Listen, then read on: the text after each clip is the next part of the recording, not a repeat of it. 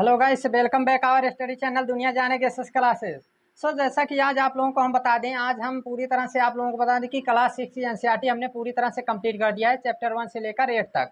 तो इसमें आज हम क्या देखने वाले हैं, आज हम आप लोगों को बताने वाले हैं कि जितना भी क्लास 6 के एनसीईआरटी में जितना भी पिक्चर आप लोगों को दिखाया गया था एनसीईआरटी के द्वारा, तो उन सब पे जो है हम थोड़ा सा डिटेल डिस्कस कर लेते हैं। क्योंकि जो है ये जो हमारा बोर्ड था, इस पर जो है सभी पिक्चर को एक साथ अवेलेबल कराना मुश्किल था, और साथ साथ जो है इसमें क्या है, साथ साथ इसमें जितने भी क्वेश्चन आंसर्स हैं, ठीक है, उनको जो है हम डिटेल डिस्कस कर लेते हैं। ठीक है, जितने भी क्वेश्चन आंसर आप लोगों को क्लास 6 की एनसीईआरटी में दिया गया है उनको हम डिस्कस करेंगे। जैसे बहुविकल्पी भी हो गया, साथ साथ इसमें जो है जो लघुत्तरी अति लघुत्तरी भी रहते हैं उनको भी डिस्कस करेंगे। तो सबसे पहले क्या बात कर लेते हैं, सबसे पहले जो है एक चीज़ ध्यान दीजिएगा, इस पर एक पिक्चर आप लोगों को दिखाया गया था। ठीक है, एक पिक्चर कौन सा दिखाया गया है यहाँ पे आप लोगों को, वो दिखाया गया है इधर आप लोगों को जो है एक पिक्चर यहाँ पे जो है आप लोग देख पा रहे होंगे।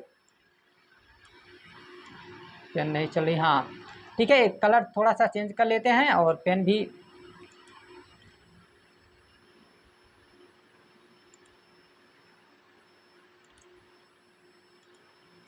यहाँ पे देखिए आप लोग। ठीक है, ये क्या है, ये आप लोगों को एक चित्र दिखाई दे रहा है। ठीक है, इस चित्र में क्या है कि एक ये लड़की है। ठीक, ये लड़की है, ये क्या देख रही है, ये देख रही है जो है यहाँ से सप्तऋषि तारा की वजह से। ठीक है, ये सप्तऋषि तारा आप लोग देख पा रहे होंगे।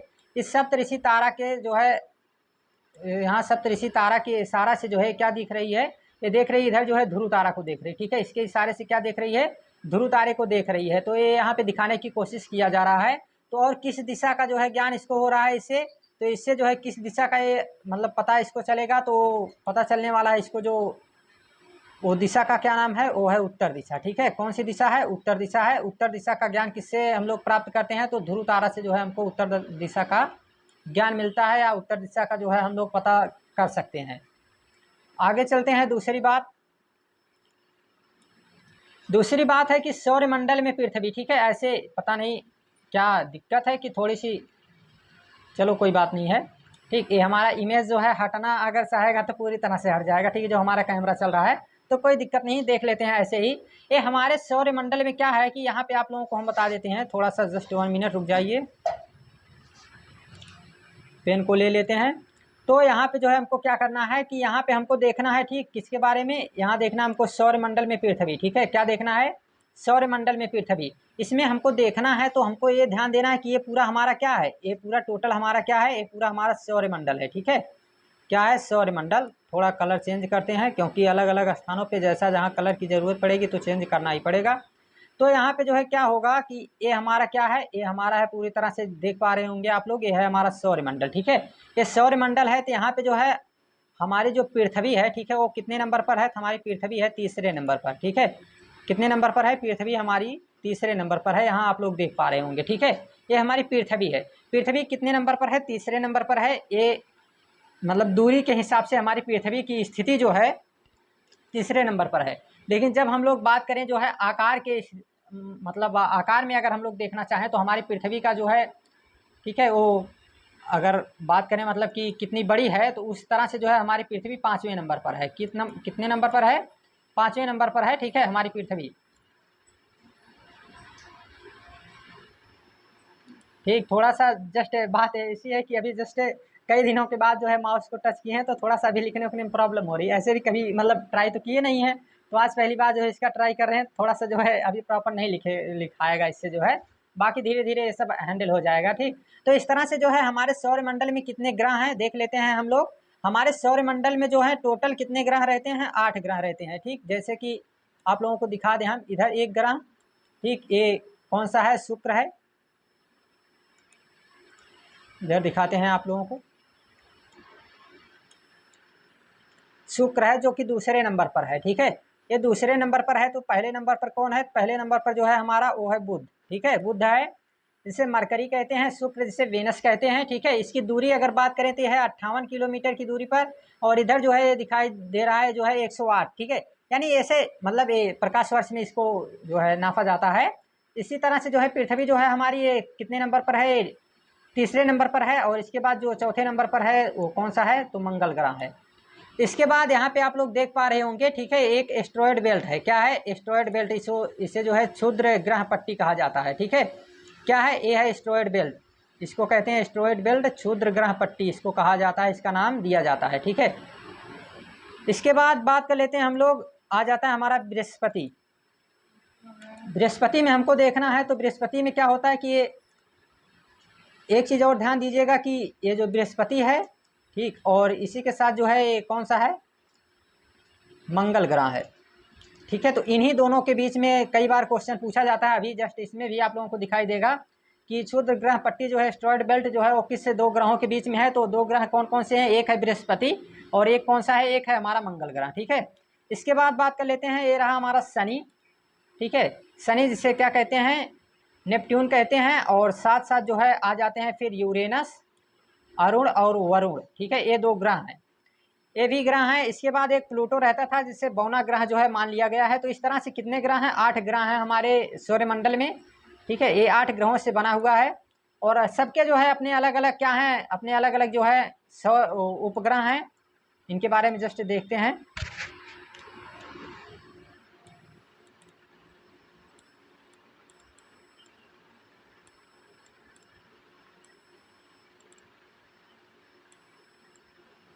देख लेते हैं इधर जो है इनके बारे में। ठीक, यहाँ पे जो है सबसे पहले किसके बारे में देखते हैं, सबसे पहले हम लोग देख लेते हैं बुध के बारे में। ठीक है, बुध के बारे में आप लोगों को सबसे पहले बता देते हैं। तो इसके बारे में क्या क्या बातें बताई गई है, इसमें आप लोगों के जो एनसीईआरटी में आप लोगों का जो ये दिखाया गया है, ठीक है, चित्र दिखाया गया है, तो इसमें किसके किसके बारे में बात हुई है देख लेते हैं इनको थोड़ा सा। हाँ, ठीक है, देखिए बुध के बारे में है कि शुक्र के, ये शुक्र के जो है क्या करता है कि चारों ओर एक परिक्रमा कितने दिन में पूरा करता है, 88 दिन में। कितने दिन में पूरा करता है, 88 दिन जो है इसको लग जाते हैं एक परिक्रमा पूरा करने में, यानी घूर्णन करने में इसको कितना समय लग जाता है, 88 दिन। थोड़ा सा रुक जाइए, जस्ट 1 मिनट, हटा देते हैं हम इसको। पता नहीं कैसे जो है इधर उधर हो ही नहीं रहा है इससे ज़्यादा। ठीक है, तो थोड़ा सा हटा देते हैं अपना ये जो कैमरा है, इसको हटा देते हैं अभी।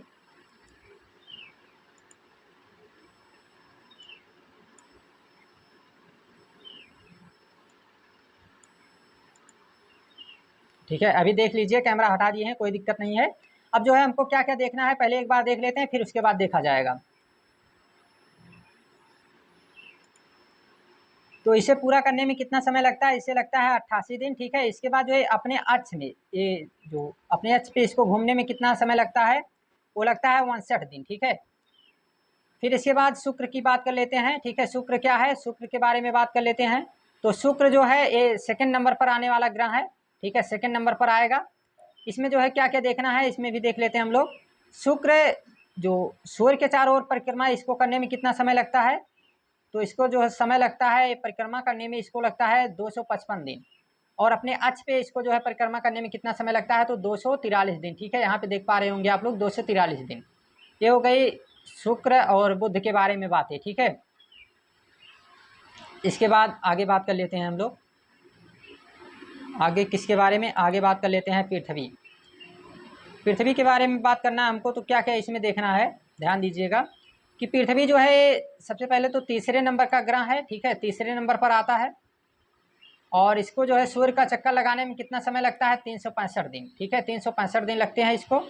और साथ साथ जो है अपने अक्ष में घूर्णन करने में कितना समय लगता है, सिर्फ 24 घंटे, जिसे हम लोग 1 दिन कहते हैं। ठीक है, और इसकी चंद्रमा जो है इस पर कितनी है, पहला जो है अगर सूर्य से दूरी के हिसाब से देखें तो पहला जो है कौन आता है चंद्रमा वाला, वो रहता है हमारा पृथ्वी। यानी उपग्रह जो है सिर्फ पहले जो है पहले नंबर पर किसके पास आती है, तो हमारे पृथ्वी के पास आती है। तो इस तरह से जो है अलग अलग ग्रह के बारे में बताया गया है। इसी तरह से मंगल ग्रह के बारे में भी बताया गया है। ठीक है, मंगल ग्रह के भी बारे में क्या बताया गया है, इसके बारे में भी आप लोगों को बताया गया है कि ये सूर्य का चक्कर पूरा करने में इसको कितना समय लगता है, 687 दिन लगते हैं। ठीक है, और अपने अक्ष पे पृथ्वी के जितना ही समय लेती है, चंद्रमा इस पे जो है कितने हैं, 2 हैं। इस पे चंद्रमा की संख्या कितनी है, 2 है। अब बात कर लेते हैं थोड़ा सा बृहस्पति के बारे में। बृहस्पति को जो है एक परिक्रमा पूरा करने में, ठीक है, एक बार परिक्रमा करने में सूर्य की कितना समय लगता है, 11 साल 11 महीने। ठीक है, लगभग 12 महीने के आसपास लगता है। ठीक है, 12 महीने के आसपास जो है इसको समय लगता है। लेकिन अगर बात करें जो है इसमें घूर्णन की, ठीक है, तो घूर्णन का समय इसको कितना लगता है, इसको घूर्णन करने में केवल जो है 9 घंटे लगते हैं, 9 घंटे 56 मिनट, ठीक है। मिनिमम अगर उस तरह से देखें तो 10 घंटे के आसपास जाएगा बस। इसके बाद शनि के बारे में बात कर लेते हैं। तो शनि जो है सूर्य के चारों ओर एक चक्कर पूरा करने में कितना समय लगता है इसको? 29 साल, ठीक है। कितना समय लगता है? 29 साल का समय जो है इसको लगता है, और 5 महीने लगते हैं, ठीक है। जबकि अपने अक्ष पे घूर्णन करने में इसको कितना समय लगता है? तो 11.25 घंटे, ठीक है। कितने? 11.25 घंटे इसको जो है समय लगते हैं, ठीक। और इसकी लगभग चंद्रमा की संख्या बात करें तो चंद्रमा की संख्या कितनी है? 35 है, ठीक है। कितनी है? नहीं, 53 है, ठीक। 35 नहीं है, 53 है। और इसी तरह से अरुण और वरुण के बारे में भी बातें जो है आप लोगों को बताई गई हैं।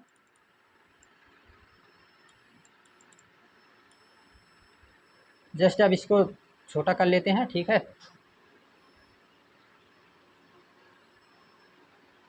तो इस तरह से जो है हमने किसके बारे में जाना? हमने जो है देख लिया कि सौरमंडल में पृथ्वी के बारे में देख लिया। यहाँ पे भी जो है वही चित्र आप लोगों को दिखाने की कोशिश किया गया है, ठीक है। यहाँ पे आप लोग देख पा रहे होंगे, ठीक है, पृथ्वी है।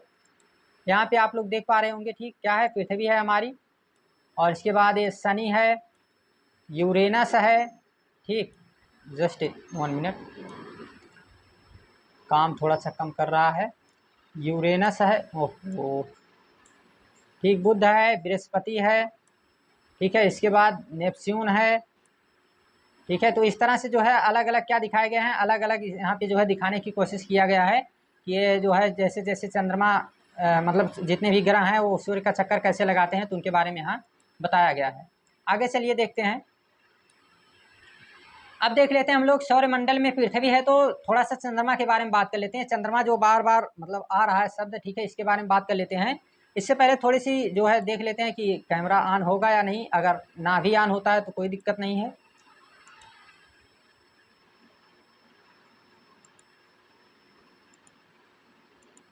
कैमरा ऑन होगा नहीं, ठीक है, कोई दिक्कत नहीं है। कैमरा नहीं ऑन होगा, थोड़ा सा इसको स्टॉप कर लेते हैं।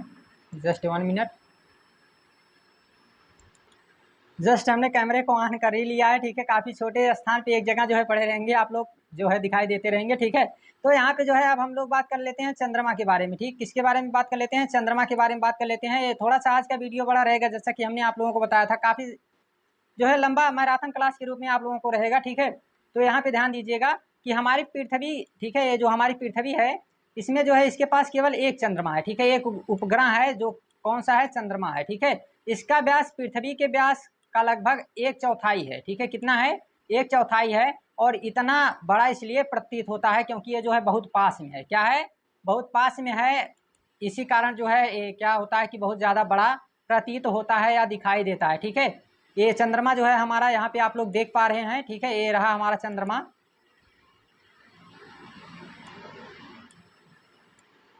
ठीक है। ये हमारा चंद्रमा है, आप लोग देख रहे हैं इधर, ठीक। इसे जो है क्या कहते हैं कि पृथ्वी का एक मात्र उपग्रह है। इसके बाद बात कर लेते हैं आगे।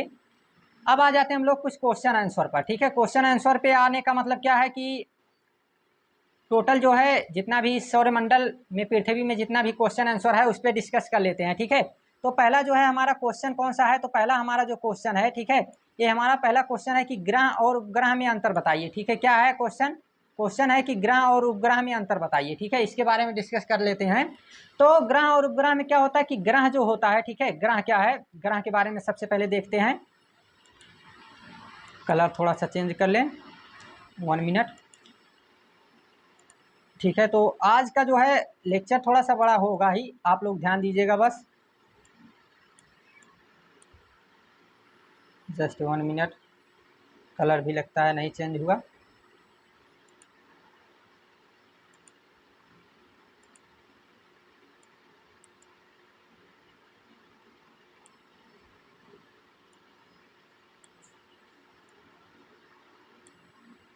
पेनिया चेंज कर लेते हैं, 1 मिनट रुक जाइए आप लोग, ठीक। थोड़ा सा अभी जो है जस्ट ऐसा है कि पहली बार जो है इसको माउस का उपयोग मतलब कर रहे हैं, थोड़ी सी दिक्कत हो रही है, ठीक। तो ग्रह के बारे में बात कर लेते हैं। ऐसे लिखने का कोई जो है पर्सनल यहाँ पे सीखने थोड़ी ना मतलब बैठे हैं, इस यहाँ पे जो है आप लोगों को बताना है, इसमें टाइम पास तो करना नहीं है।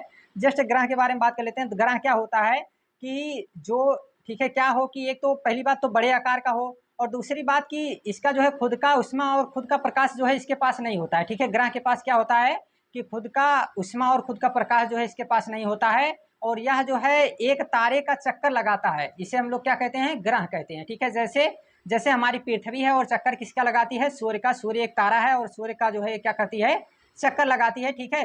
तो इसे हम लोग क्या कहते हैं, इसे कहते हैं ग्रह। और तारा क्या है, तारे में मतलब ग्रह और तारे में क्या अंतर है, तो तारा जो होता है, ठीक है, ये तारा काफी बड़े आकार का होता है, साथ साथ जो है इसका खुद का प्रकाश और खुद की ऊष्मा होती है, ठीक है। तारे में क्या होती है, खुद का प्रकाश और खुद की ऊष्मा इसकी होती है, ठीक है। ये चीज किसके बारे में है, तारे के बारे में है। और एक तो ये बहुत बड़े आकार का रहेगा, और साथ साथ जो है ये चक्कर नहीं लगाता है। ये अगर चक्कर लगाएगा तो आकाशीय पिंड में, उसमें जो है सौरमंडल में, जब आकाशीय पिंड वो पूरा सौरमंडल ही चक्कर लगाता है, तो इसमें बात होती है। इतना डीप में जो है इसमें अभी जाने की जरूरत नहीं है।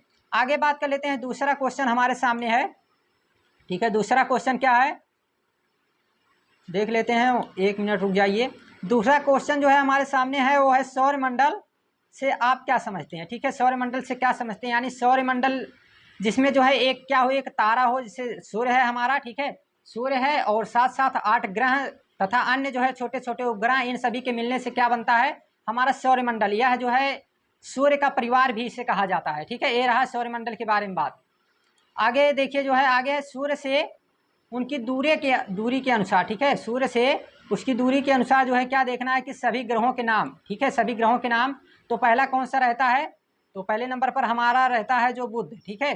पहले नंबर पर कौन सा रहता है, बुध रहता है, ठीक। यहाँ पे आप लोगों को हम दिखा ही देते हैं, और नाम तो ऐसे अभी जस्ट टाइम थोड़ा सा हमको लगेगा, क्योंकि अभी माउस चलाने में दिक्कत हो रही है, लिखने में बस दिक्कत हो रही है, बाकी सब ठीक है, ठीक, लिखने में थोड़ी सी ज़्यादा दिक्कत हो रही है। तो यहाँ पे जो है हम आप लोगों को दिखा देते हैं कि पहले नंबर पर कौन है। पहले नंबर पर हमारा बुध है, ठीक है, पहले नंबर पर कौन है, बुध है। दूसरे नंबर पर शुक्र है। तीसरे नंबर पर पृथ्वी है, ठीक है, तीसरे नंबर पर कौन सी है, पृथ्वी है। और चौथे नंबर पर मंगल है।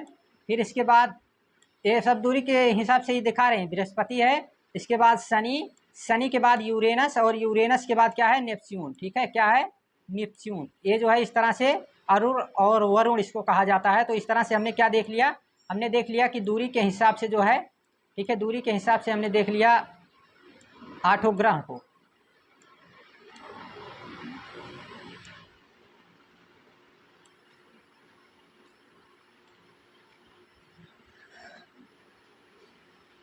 आगे देख लेते हैं कि पृथ्वी को अद्भुत ग्रह क्यों कहा जाता है, ठीक है। क्वेश्चन क्या है, क्वेश्चन है हमारे सामने कि पृथ्वी को अद्भुत ग्रह क्यों कहा जाता है, ठीक है। आज का जो है एकदम बिल्कुल आप लोग सब कुछ इसमें मिलेगा, बस बात इतनी सी है कि थोड़ा सा जो है ये दिखाई देगा आप लोगों को कि जो है चलने में काफ़ी दिक्कत इसमें हो रही है, ठीक है।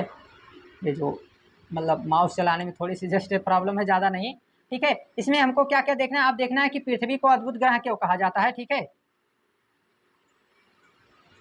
जस्ट 1 मिनट रुक जाइए।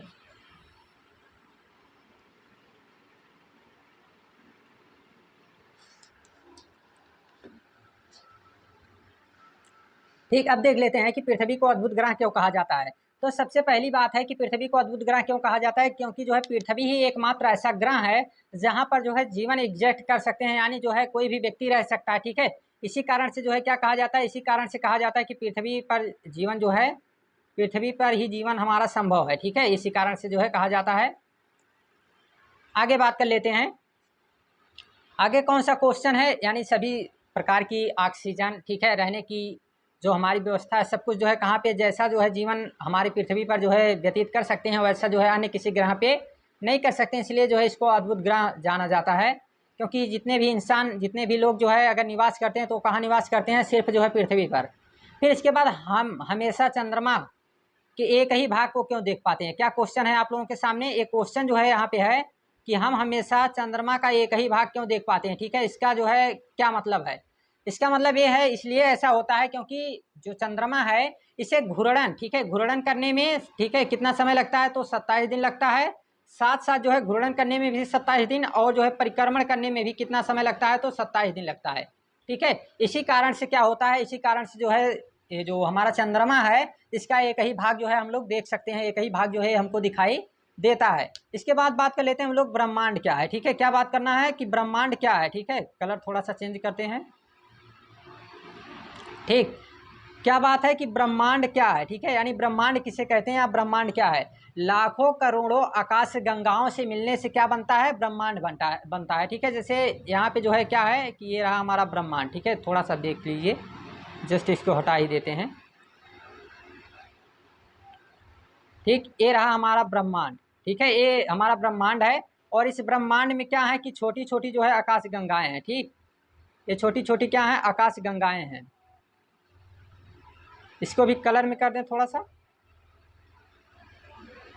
ठीक, ज़्यादा टाइम लगाएंगे नहीं, बस।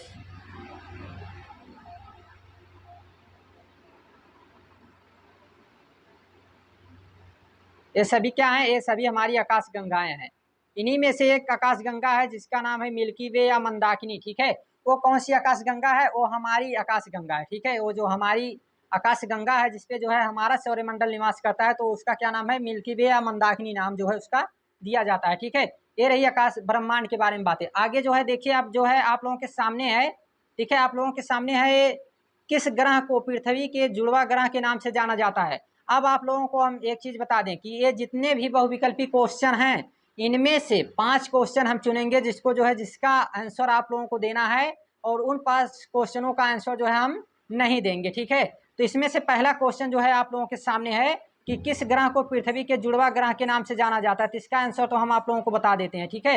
इसका आंसर क्या है, इसका आंसर जो है शुक्र है, ठीक है। क्या है इसका आंसर, शुक्र है। इसके बाद सूर्य से तीसरा सबसे नज़दीक ग्रह कौन सा है, आप लोग जानते हैं, काफ़ी आसान क्वेश्चन है, पृथ्वी, ठीक है। ये बात हो गई। आगे देखिए,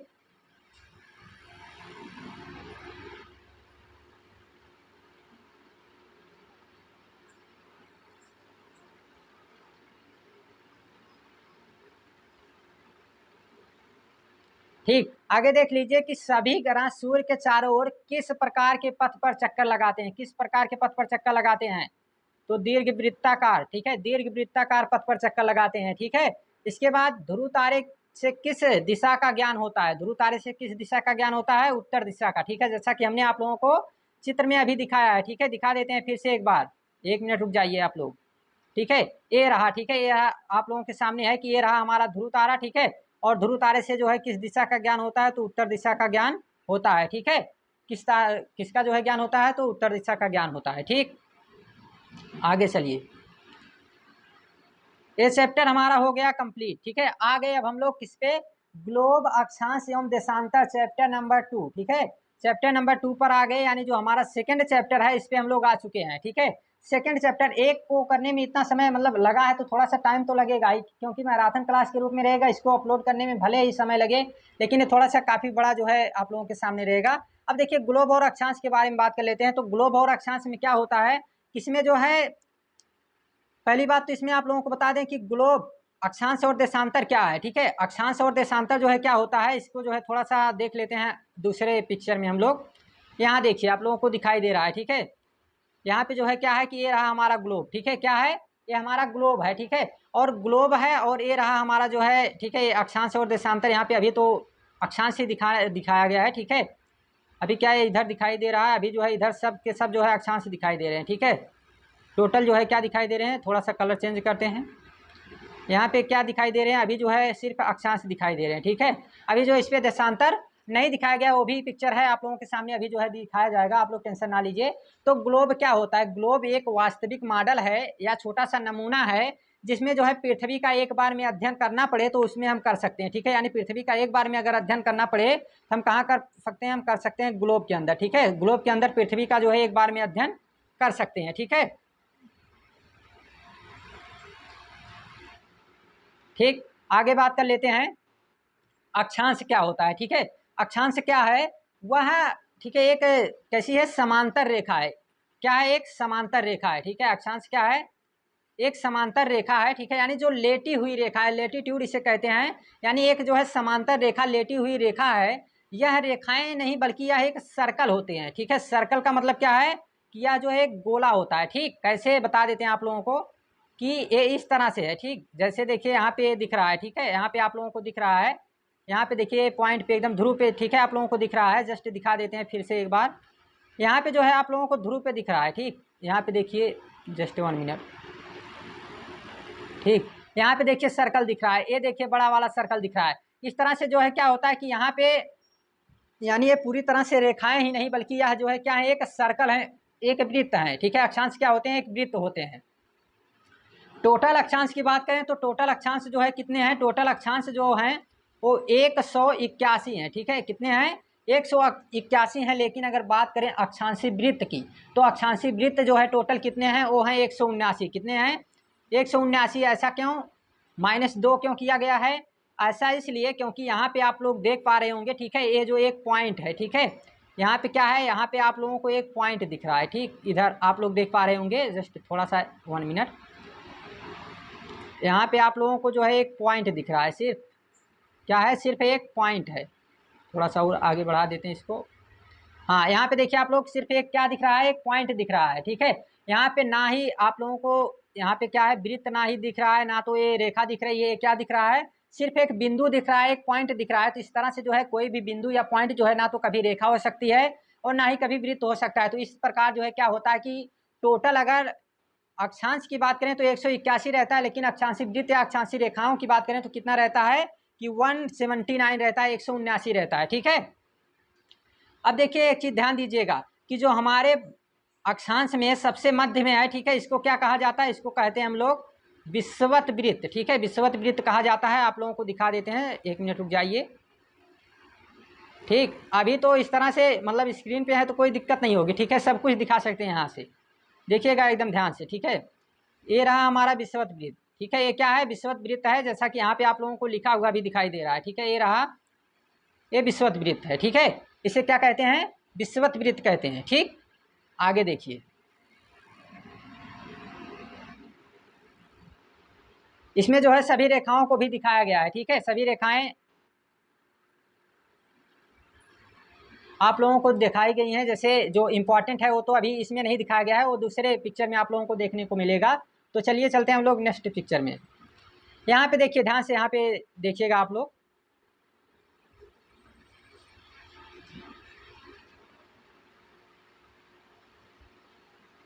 ठीक है, ध्यान दीजिए।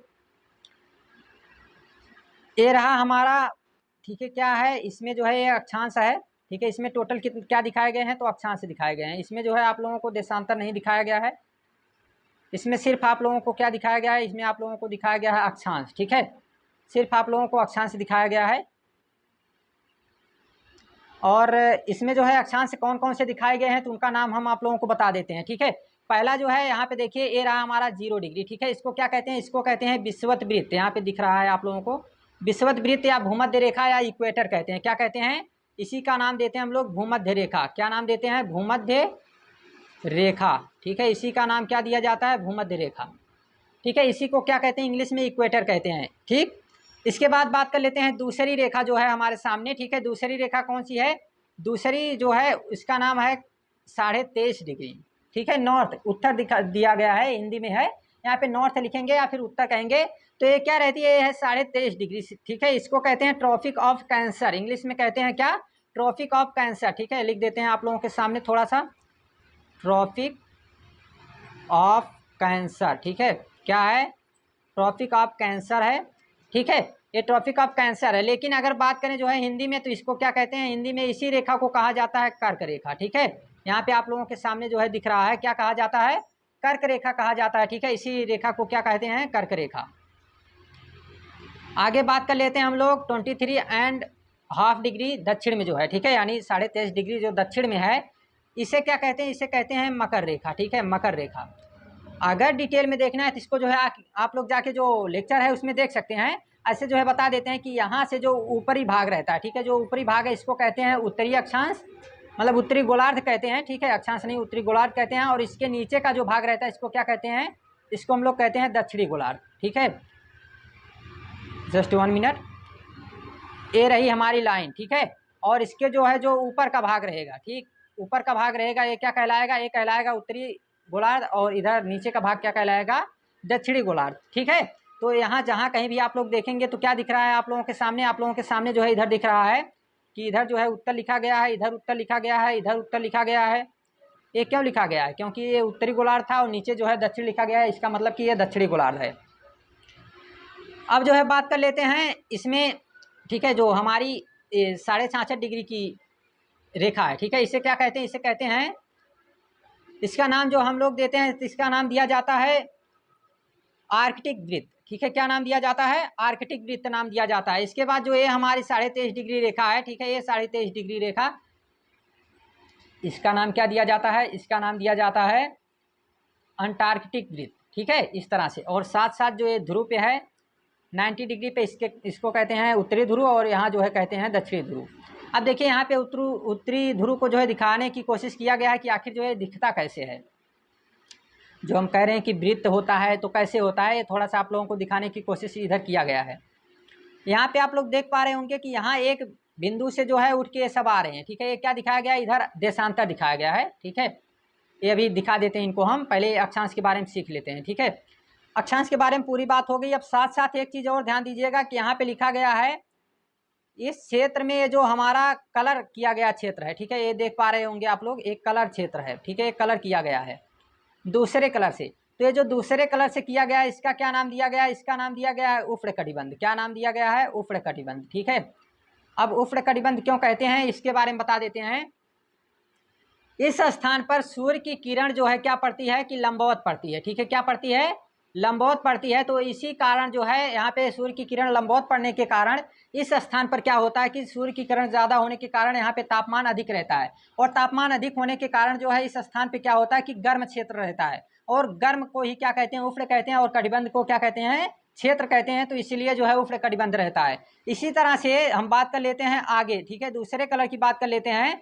तो यहाँ पे जो हमारे पास दिखाई दे रहा है, ठीक है, ये वाला कलर आप लोगों के सामने ऐसा कलर जो दिख रहा है, एक कलर है। इस कलर को क्या कहते हैं, इस कलर को कहते हैं उत्तरी शीतोष्ण। और इसी तरह से जो एक कलर है इसको क्या कहेंगे, इसको कहेंगे दक्षिणी शीतोष्ण। अगर एक बार में लिखना हो तो सिर्फ लिख दीजिएगा शीतोष्ण कटिबंधीय क्षेत्र। ठीक है, या शीतोष्ण कटिबंध लिख दीजिएगा, कोई दिक्कत नहीं होने वाली है। ऐसा क्यों, ऐसा जो है यहाँ पे सूर्य की किरण 36 मतलब पड़ती है, तो यहाँ पे कुछ ठंडा रहेगा और कुछ गर्म रहेगा, तो इसे क्या कहेंगे, शीतोष्ण। यानी शीत यानी थोड़ा सा ठंडा, और उष्ण का मतलब थोड़ा सा गर्म, तो इसे क्या कहेंगे, शीतोष्ण कटिबंध कहेंगे। ठीक, आगे बात कर लेते हैं जो सबसे ठंडा क्षेत्र होता है। ठीक है, सबसे ठंडा क्षेत्र जो है इसे क्या कहते हैं, इसे कहते हैं शीत कटिबंध। क्या नाम देते हैं हम लोग इसका, इसका नाम हम लोग जो देते हैं इसका नाम दिया जाता है शीत कटिबंध। ठीक है, क्या नाम दिया जाता है, शीत कटिबंध इसका नाम दिया जाता है। ठीक है, एक इसके बारे में बात हो गई। ये बात हो गई हमारी अक्षांश के बारे में। ठीक है, अक्षांश में उन सभी जो 181, ठीक है, 181 रेखाएं हैं, उनको छोड़ने के बाद, ये जो 181 रेखाएं हैं इनको छोड़ने के बाद जो है ये सभी हैं, ठीक है, ये रेखाएं जो अलग से ली गई हैं वो 181 जो हैं ये सभी 1-1 डिग्री पे खींची गई हैं, जबकि जो है ये हाफ डिग्री पर खींची गई रेखाएं हैं। ठीक, आगे चलते हैं। आगे देशांतर के बारे में बात कर लेते हैं। तो देशांतर क्या है, ठीक है, देशांतर क्या है, देशांतर एक लंबवत रेखाएं होती हैं। ठीक है, ये क्या होती हैं, एक लंबवत रेखाएं होती हैं, और ये उत्तरी या दक्षिणी ध्रुव से शुरू होती हैं। ठीक है, एक जगह से शुरू होती हैं और एक ही जगह पर जाके मिलती हैं। ठीक है, कैसे बता देते हैं। यहाँ से देखिए ये रेखा जो है चली है और डायरेक्ट जाके जो है कहाँ मिलेगी, ठीक है, ये दक्षिणी ध्रुव पर मिलेगी। यहाँ से फिर शुरू हुई, फिर जाके जो है उसी पर मिलेगी, यानी एक स्थान से शुरू होना और एक स्थान पर मिलना। जबकि इसमें क्या है, इसमें जो है ऐसी कोई रेखाएं नहीं है, ये कभी भी एक दूसरे से मिलती नहीं है, लेकिन ये रेखाएं जो है एक स्थान से शुरू होंगी और एक ही स्थान पर मिलेंगी। साथ साथ इसमें क्या है कि ये रेखाएं हैं, क्या है, रेखाएं हैं ये। ठीक है, ये वृत्त नहीं है, ये रेखाएं हैं। जबकि यहाँ पर क्या है, यहाँ पर वृत्त है, और यहाँ पर क्या है, यहाँ पर रेखाएं हैं। अक्षांश में वृत्त होते हैं, देशांतर में रेखाएं होते हैं, ये भी ध्यान दीजिएगा। साथ साथ दोनों में 1-1 डिग्री पर खींचा गया रहता है। तो यहाँ 1-1 डिग्री पर खींचेंगे तो 90 यानी 90 ऊपर 90 नीचे। ठीक है, 90 ऊपर 90 नीचे, एक जीरो वाली कितनी हो गई, 181। ठीक है, 181। लेकिन बात करें देशांतर में तो 100 ये मतलब 1-1 डिग्री पे खींची गई है। तो एक वृत्त जो होता है, ठीक है, ये रहा हमारा एक वृत्त, और इस वृत्त में जो है क्या किया जाएगा कि यहाँ से जो है हम लोग क्या करेंगे, इसको हाफ करेंगे, फिर जो है इसको इधर से हाफ करेंगे। तो यहाँ पे जो है जो कोण बनेगा हमारे सामने, ठीक है, जो हमारे सामने यहाँ पर कोण बनने वाला है वो कोण कितने डिग्री का बनेगा, एक कोण बनेगा 90 डिग्री का। ठीक है, कितने डिग्री का, 90 डिग्री का कोण बनेगा। तो इसी तरह से चारों तरफ देखेंगे तो चारों तरफ मिला के कितना हो जाएगा, 90 गुणे में 4 यानी जो है 9 चौक 36 360 डिग्री का कोण बनेगा। तो हर एक डिग्री पे जब एक एक रेखाएं खींची जाएंगी तो कितनी हो जाएंगी? 360 रेखाएं। ठीक है, तो देशांतर में टोटल कितनी रेखाएं होती हैं? 360 रेखाएं होती हैं। ठीक है, टोटल कितनी रेखाएं? 360। ठीक है, 360 रेखाएं किसमें होती हैं? देशांतर में। आगे बात कर लेते हैं।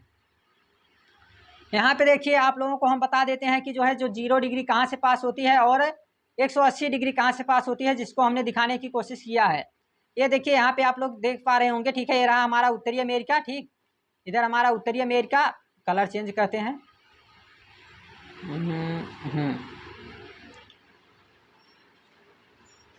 ठीक है, ये रहा हमारा, जस्ट 1 मिनट 1 मिनट 1 मिनट। ठीक, ये रहा हमारा उत्तरी अमेरिका। दक्षिणी अमेरिका, ये देखिए ग्रीनलैंड। एक चीज देखिए यहाँ पे कितना बड़ा दिखाया गया जबकि बहुत छोटा होता है। ठीक है, ग्लोब में क्या होता है? ग्लोब में किसी भी चीज को बहुत छोटा दिखाया यानी वास्तविक मॉडल है, लेकिन मानचित्र में जो है बड़े ऊपर वाले भाग को क्या किया जाता है कि बड़ा रूप दिखाया जाता है, जैसा कि हमने लेक्चर में बताया था। तो यहाँ आज आप लोगों को दिखा भी देते हैं, जबकि ग्रीनलैंड जो है काफी छोटा है। आगे जो है क्या है कि ये रहा हमारा अफ्रीका, इधर यूरोप, इधर एशिया, इधर जो है ऑस्ट्रेलिया। ठीक है, ये क्या है?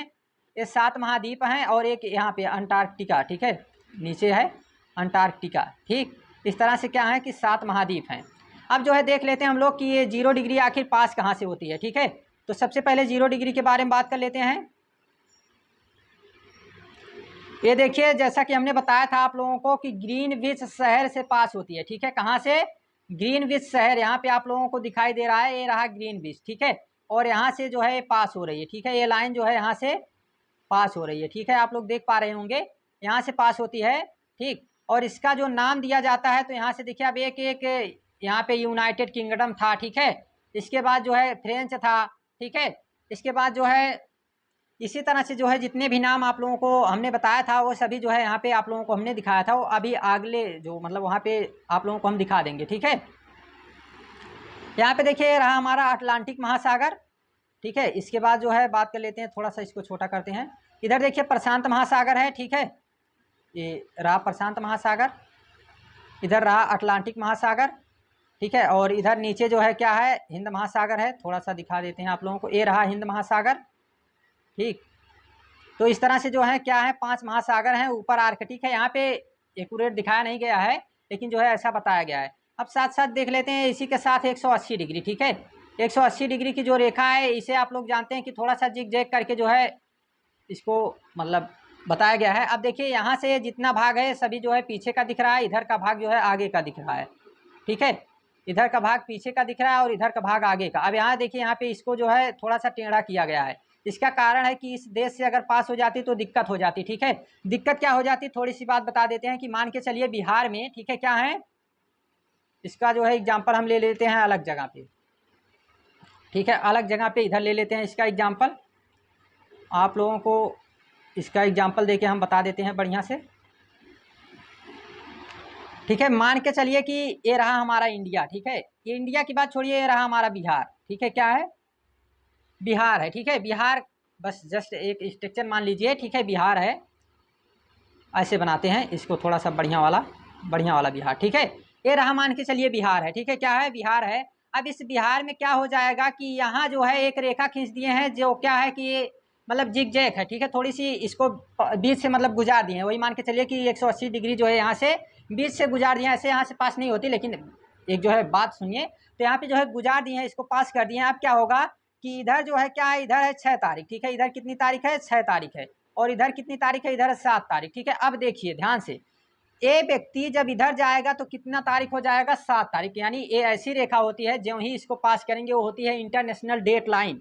जो ही पास करेंगे तो तारीख हो जाती है चेंज। ठीक है, यानी तारीख बदल जाती है। तो यहाँ पे क्या हुआ कि यहाँ पे जाते ही तारीख क्या हो गई? बदल गई। अब क्या प्रॉब्लम होगी कि मान के चलिए इस बिहार के जो है 2 बबुआ हैं। क्या है? 2 बबुआ हैं। ठीक है, जस्ट 1 मिनट। यहाँ पे जो है बिहार है और इस बिहार के जो है 2 हैं बबुआ। ठीक है, एक है, जस्ट 1 मिनट, और यहाँ पे ये रेखा है पास हुई। ठीक है, ये रेखा पास हो गई है। और यहाँ पे जो है एक चीज़ और दिखा देते हैं आप लोगों को कि यहाँ पे जो है 7 तारीख, इधर है 6 तारीख, और यहाँ पे एक बी है। ठीक है, ए है और इधर है बी। ठीक है, ये बबुआ है, एक बबुई है, ठीक है। तो क्या होगा जस्ट इसमें कि इसमें जो है जो ए है, ठीक है, ये जो हमारा इनको ए प्लस होना, ए प्लस बी होना है, ठीक है, क्या होना है, ए प्लस बी इनको होना है, ठीक है, ए प्लस बी होना है। तो अब मान के चलिए किसी शादी में गए हैं, ठीक है। अब क्या होगा कि इधर वाला बंदा जो है ये क्या कहेगा, इधर वाला बंदा इधर 7 तारीख है, मान के चलिए 8 तारीख को प्रोग्राम है, ठीक है। अब 8 तारीख को प्रोग्राम है तो इधर वाला बंदा सोच रहा है कि कल जो है क्या होगा कि हम वहाँ पे मिलने वाले हैं, लेकिन ये वाला बंदा क्या कहेगा, अभी तो 2 दिन बाकी है, ठीक है। तो इधर हो जाएगी प्रॉब्लम, ये लोग कभी मिल नहीं सकते हैं। तो इस तरह से जो है यानी ये तो बात वैसी है, लेकिन जो है इसी तरह से अलग अलग प्रॉब्लम ना होने पाए, ठीक है, एक ही देश में 2-2 तारीख ना होने पाए, इसी कारण से उसको जिग जैग करके गुजारा जाता है, जिग जैग करके पास किया जाता है, ठीक है। इसको जो है टेढ़ा मेढ़ा करके इसी कारण से जो है गुजारा जाता है। यहाँ पे जस्ट 1 मिनट, इधर आप लोग देख पा रहे होंगे, ठीक है, यहाँ पे देखिए टेढ़ा करके जो है इसको पास किया गया है, ठीक, यही कारण रहा इसका। आगे बात कर लेते हैं।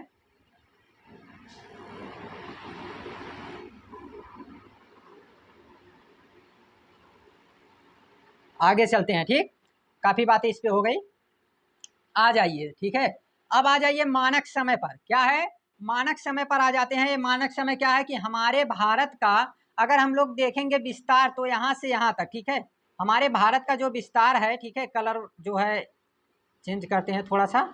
हमारे भारत का विस्तार यहाँ से यहाँ तक आप लोग देखेंगे तो कितना है, 30 डिग्री, ठीक है, कितना है, 30 डिग्री का विस्तार है। 1 मिनट, हमारे भारत का विस्तार जो है यहाँ से यहाँ तक कितना है, तो 30 डिग्री है, ठीक है, 30 डिग्री का है। कैसे बता देते हैं, यहाँ रहा 68 डिग्री, यहाँ 97, अगर हम लोग एग्जैक्ट देखेंगे तो कितना हो जाएगा, 30 डिग्री तक आ जाएगा, ठीक है। ऐसे एकदम वो आइंस्टीन के फूफा बनने की जरूरत तो है नहीं। तो कितना अंतर है, 30 डिग्री का जो है यहाँ पे हम लोगों को अंतर मिलेगा, ठीक है। जब 30 डिग्री का अंतर मिलेगा तो हमारी पृथ्वी को घूमने में 24 घंटे लगते हैं। एक बार जो है रोटेट करने में कितना समय लगता है, 24 घंटा लगता है। और जब 24 घंटा लगता है तो 360 डिग्री घूमने में इसको जो है कितना समय लग रहा है, 24 घंटा, ठीक है। 360 डिग्री घूमने में कितना समय लग रहा है, यहाँ देखिए 360, और बराबर में समय कितना लग रहा है, 24 घंटे, ठीक है, 24 घंटे लग रहे हैं। तो इसको जब हम बात करेंगे 15 डिग्री घूमने में कितना समय लगेगा, 1 घंटा, ठीक है, कितना समय लग रहा है, 15 डिग्री घूमने में 1 घंटा का समय लगेगा, ठीक है। तो इसी तरह से यहाँ तक जाने में इसको कितना समय लग रहा है, टोटल कितना समय लगेगा, 2 घंटे का समय लगेगा, ठीक है, टोटल कितना समय लगेगा, 2 घंटे का समय लगेगा यहाँ से यहाँ तक जाने में, ठीक है। जब 2 घंटे का समय लगेगा तो यहाँ पे क्या होगा कि यहाँ पे मान के चलिए सूर्य उदय हुआ है 9 बजे, ठीक है, 9 बजे यहाँ पे सूर्य उदय हुआ है, 9 नहीं और कम कर देते हैं, ठीक है, 9 बजे ऐसे सूर्य उदय होता नहीं है, ठीक।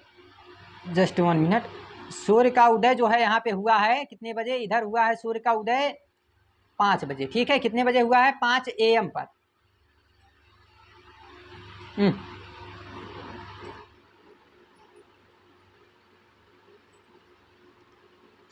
5 AM पर यहाँ पे सूर्य का उदय हुआ है, और यहाँ से यहाँ तक जाने में 2 घंटे का समय लगता है। तो यहाँ पे कितने बजे होगा, 7 AM पर जो है यहाँ पे सूर्य दिखाई देगा। अब यहाँ के लोग यहाँ जो है, ठीक है, यहाँ अरुणाचल प्रदेश के लोग क्या कहेंगे कि जो है सूर्य उदय हो गया, लेकिन इधर जो है गुजरात के लोग, ठीक है, ये लोग क्या कहेंगे, अभी 2 घंटा सूर्य लेट है। तो इस तरह की कोई भी प्रॉब्लम ना आने पाए, इसीलिए जो है हम लोग क्या माने हैं, मानक समय माने हैं, ठीक है, इसे कहते हैं मानक समय रेखा। जो कहाँ से पास होती है, प्रयाग में नैनी नामक एक स्थान है, यहाँ से जो है पास होती है, और कितने डिग्री पर है, तो 82.5 डिग्री पर इसको पास किया गया है। इसी तरह से हर देश के लोग जो है अपने अपने देश में अलग अलग मानक समय मानते हैं, ठीक है। इसी तरह से जो है हमारे भारत में जो है 82.5 डिग्री पर ये मानक समय रेखा जो है पास की गई है, ठीक है। आगे बात कर लेते हैं हम लोग।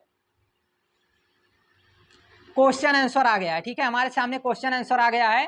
क्वेश्चन आंसर क्या क्या है कि पहला है पृथ्वी का सही आकार कैसा है, पृथ्वी का सही आकार कैसा है, जियोइड, कैसा है, जियोइड आकार का है, ठीक है। ये सब हमने उसमें आप लोगों को कवर किया है।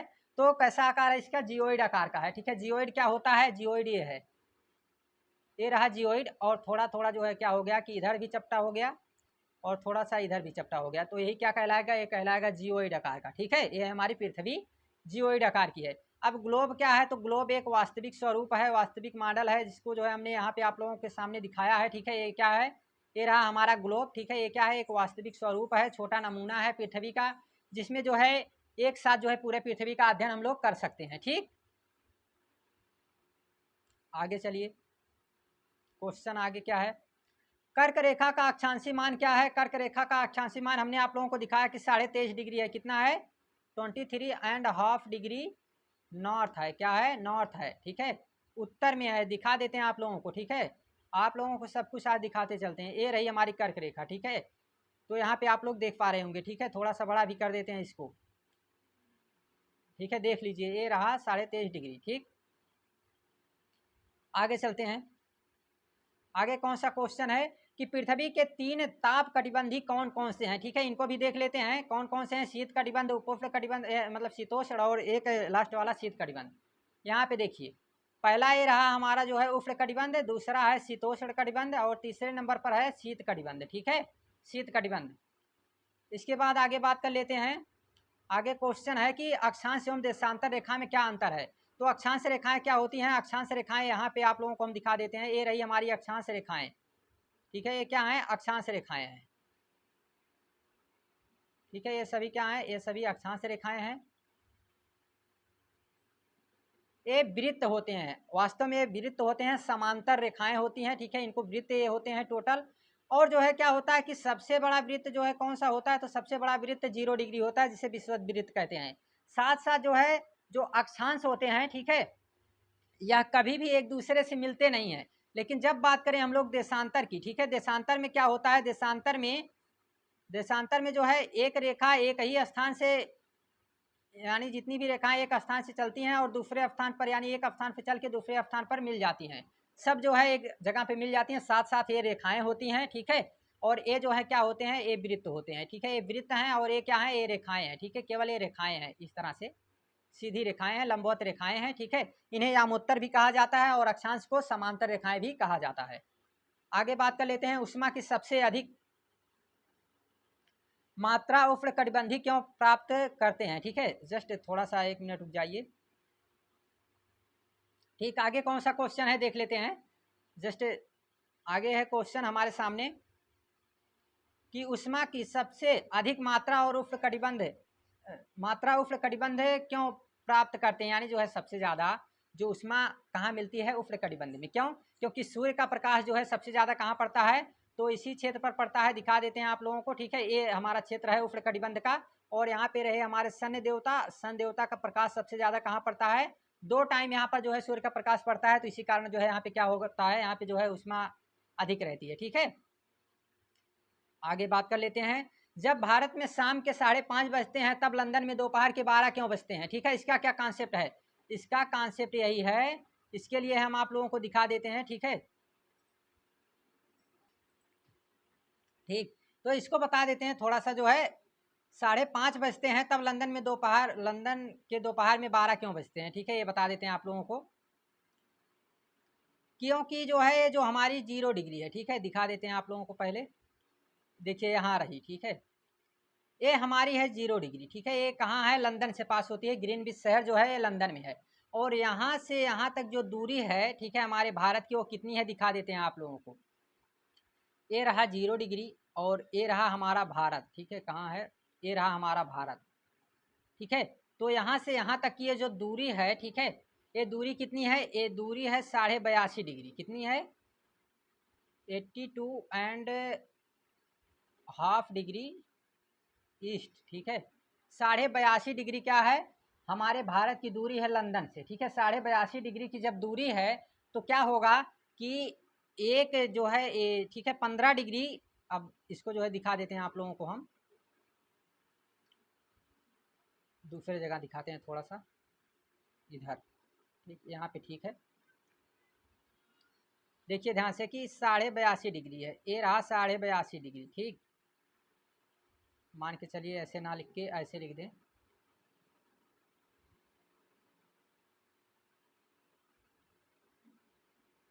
ये रहा 82.5 डिग्री। ठीक है, अब ठीक है। अब यहाँ पे हम लोग 1 डिग्री, ये जो 15 डिग्री मतलब घूर्णन करने में कितना समय लगता है, तो इसमें समय लगता है 1 घंटे का। ठीक है, जब 15 डिग्री जो है घूर्णन करने में कितना समय लगता है, 1 घंटे का समय लगता है। तो यहाँ पे हम लोग देख लेंगे 15 × 5 = 75 हो जाएगा।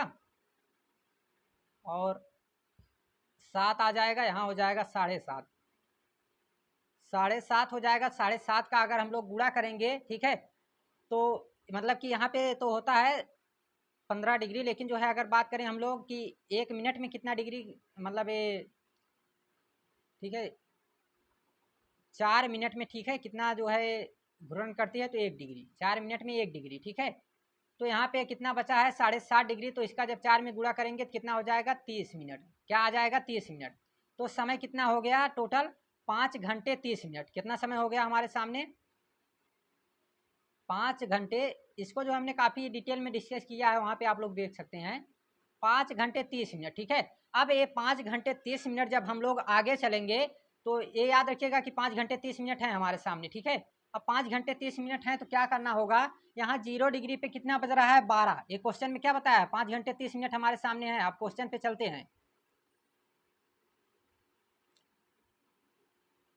आ जाते हैं क्वेश्चन के पास, ठीक है। क्या है क्वेश्चन कि 5:30 बजते हैं तो लंदन के दोपहर में 12 क्यों बजते हैं, ठीक है। क्यों, क्योंकि जो है हम लोग क्या है कि यहाँ से 5.5 घंटे आगे हैं, ठीक है। तो लंदन में जब 12:30 बज रहे होंगे तो हमारे यहाँ जो है, ठीक है, ये सामान्य बात है कि 5.5 घंटे आगे हैं तो 5.5 घंटे हम लोग आगे रहेंगे। जैसा कि आप लोग को दिखाई देता है प्लस GMT, ठीक है, क्या दिखाई देता होगा, GMT दिखाई देता होगा, ठीक है, सब कैपिटल में रहता है। 5.5 घंटा, ठीक है, इतना हम लोग क्या चल रहे हैं, आगे चल रहे हैं GMT से, ठीक है।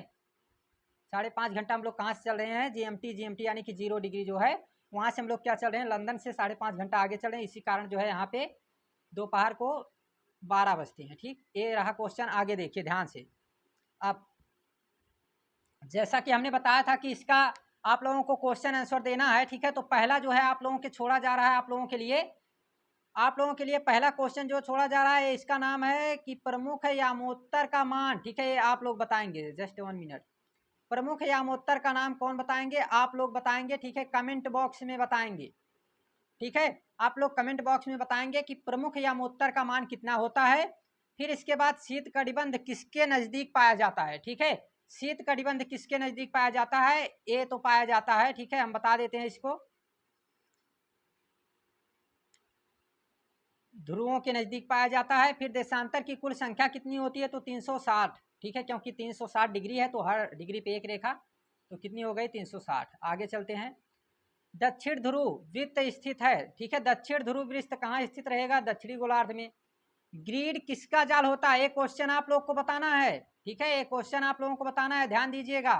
2 क्वेश्चन हो चुके हैं आप लोगों के सामने। ग्रीड किसका जाल है, इसका आंसर आप लोग कमेंट बॉक्स में लिखेंगे, ठीक है। आगे चलते हैं,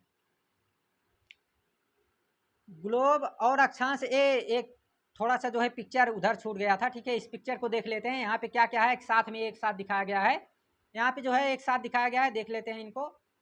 पहला तो ये जो है क्या दिखाया गया, ये रहा अक्षांश,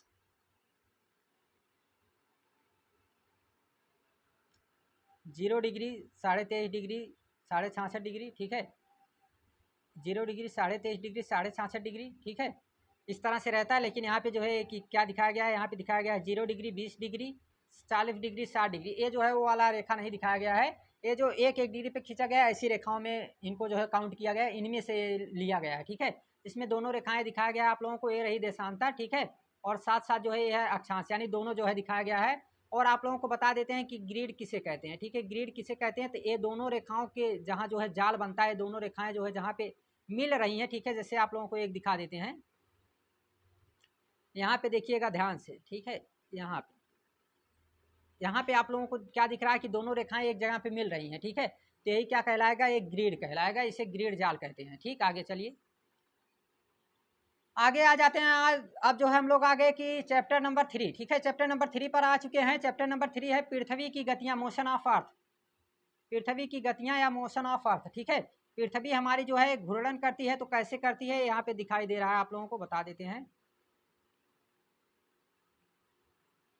यहाँ पे आप लोगों को दिखाया जा रहा है, ठीक है, कि हमारी जो गति करती हैं तो कैसे करती है, हमारी पृथ्वी जो है इस तरह से गति कर रही है, ठीक, इस तरह से घूर्णन करती है, ठीक है। कैसे, कब, ये अपने अक्ष के चारों ओर, ठीक है, ये रहा अक्ष, और इस पर जो है किस तरह से जो है गति कर रही है, तो इस तरह से, ठीक। इस तरह से जो है गति कर रही है, घूर्णन कर रही है, ठीक है। यहाँ पे ध्यान दीजिएगा, जब घूर्णन करती है, घूर्णन करते समय क्या होता है, किस पे ये घूर्णन करती है, रहा इसका अक्ष, ठीक है, क्या है, ये इसका अक्ष है, ठीक है। ये वेस्ट टू ईस्ट क्या करती है, गति करती है, west to east, west to east यानी पश्चिम से पूर्व की तरफ क्या करती है, गति करती है, और इस तरह से जो है गति करती है, ठीक। ये रहा किसके बारे में, घूर्णन गति जो है कैसे होती है। आगे देख लेते हैं। यहाँ देखिए कुछ इंपॉर्टेंट बातें हैं। एक मिनट, यहाँ पे देखिए ये दिखाया जा रहा है आप लोगों को दक्षिणी ध्रुव, ठीक है। अक्ष क्या किसे कहते हैं, अक्ष किसे कहते हैं ये बता देते हैं। ये है हमारी अक्ष रेखा, अक्ष रेखा, ठीक है, क्या है, अक्ष रेखा है। इसके बारे में थोड़ी सी बात आप लोगों को बताना है। ये रही हमारी अक्ष रेखा, ठीक है। अक्ष रेखा किसे कहते हैं, तो उत्तर ध्रुव और दक्षिण ध्रुव को मिलाने वाली जो एक काल्पनिक रेखा होती है, इसी को हम लोग क्या कहते हैं, इसी को कहते हैं अक्ष, ठीक है। और पृथ्वी जो है अपने अक्ष के चारों ओर, मतलब अक्ष पर ही क्या करती है, घूर्णन करती है, अक्ष पर क्या करती है, घूर्णन करती है, इस तरह से, ठीक है। इस तरह से क्या करती है, घूर्णन करती है, ठीक है। इस दिशा में वेस्ट टू ईस्ट की दिशा में जो है क्या करती है, घूर्णन करती है, ठीक है, वेस्ट टू ईस्ट की दिशा में। आगे बात कर लेते हैं कि हमारी पृथ्वी जो है 23.5 डिग्री पर झुकी हुई है, ठीक है। कितने पर झुकी हुई है, 23.5 डिग्री पर। जैसा कि ये रहा जो है इसका कक्षीय क्या है, समतल, एक अक्षीय समतल है इसका।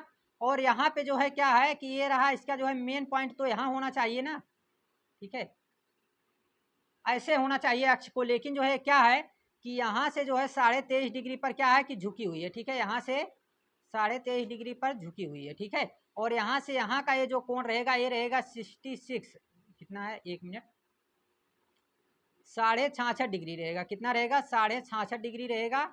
जबकि ये वाला जो कोण रहता है, ये वाला कोण बनता है 23.5 का, ठीक है।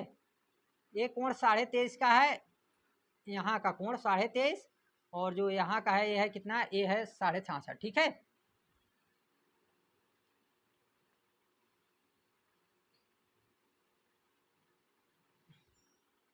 आगे बात कर लेते हैं, एक होती है प्रदीप्त वृत्त। एक प्रदीप्त वृत्त हमने आप लोगों को पढ़ाते समय बताया था, ठीक है, कि प्रदीप्त वृत्त आखिर होता क्या है, ठीक है। तो प्रदीप्त वृत्त कुछ होता नहीं। प्रदीप्त वृत्त जो होता है, ये होता है दिन रात को बांटने वाली रेखा, ठीक है। क्या होती है, थोड़ा सा, एक मिनट, हाँ, दिन रात को बांटने वाली रेखा होती है, ठीक है। यहाँ पे आप लोगों को दिखाई दे रहा है, यहाँ से इधर जो है, इधर क्या दिख रहा है, इधर डे है,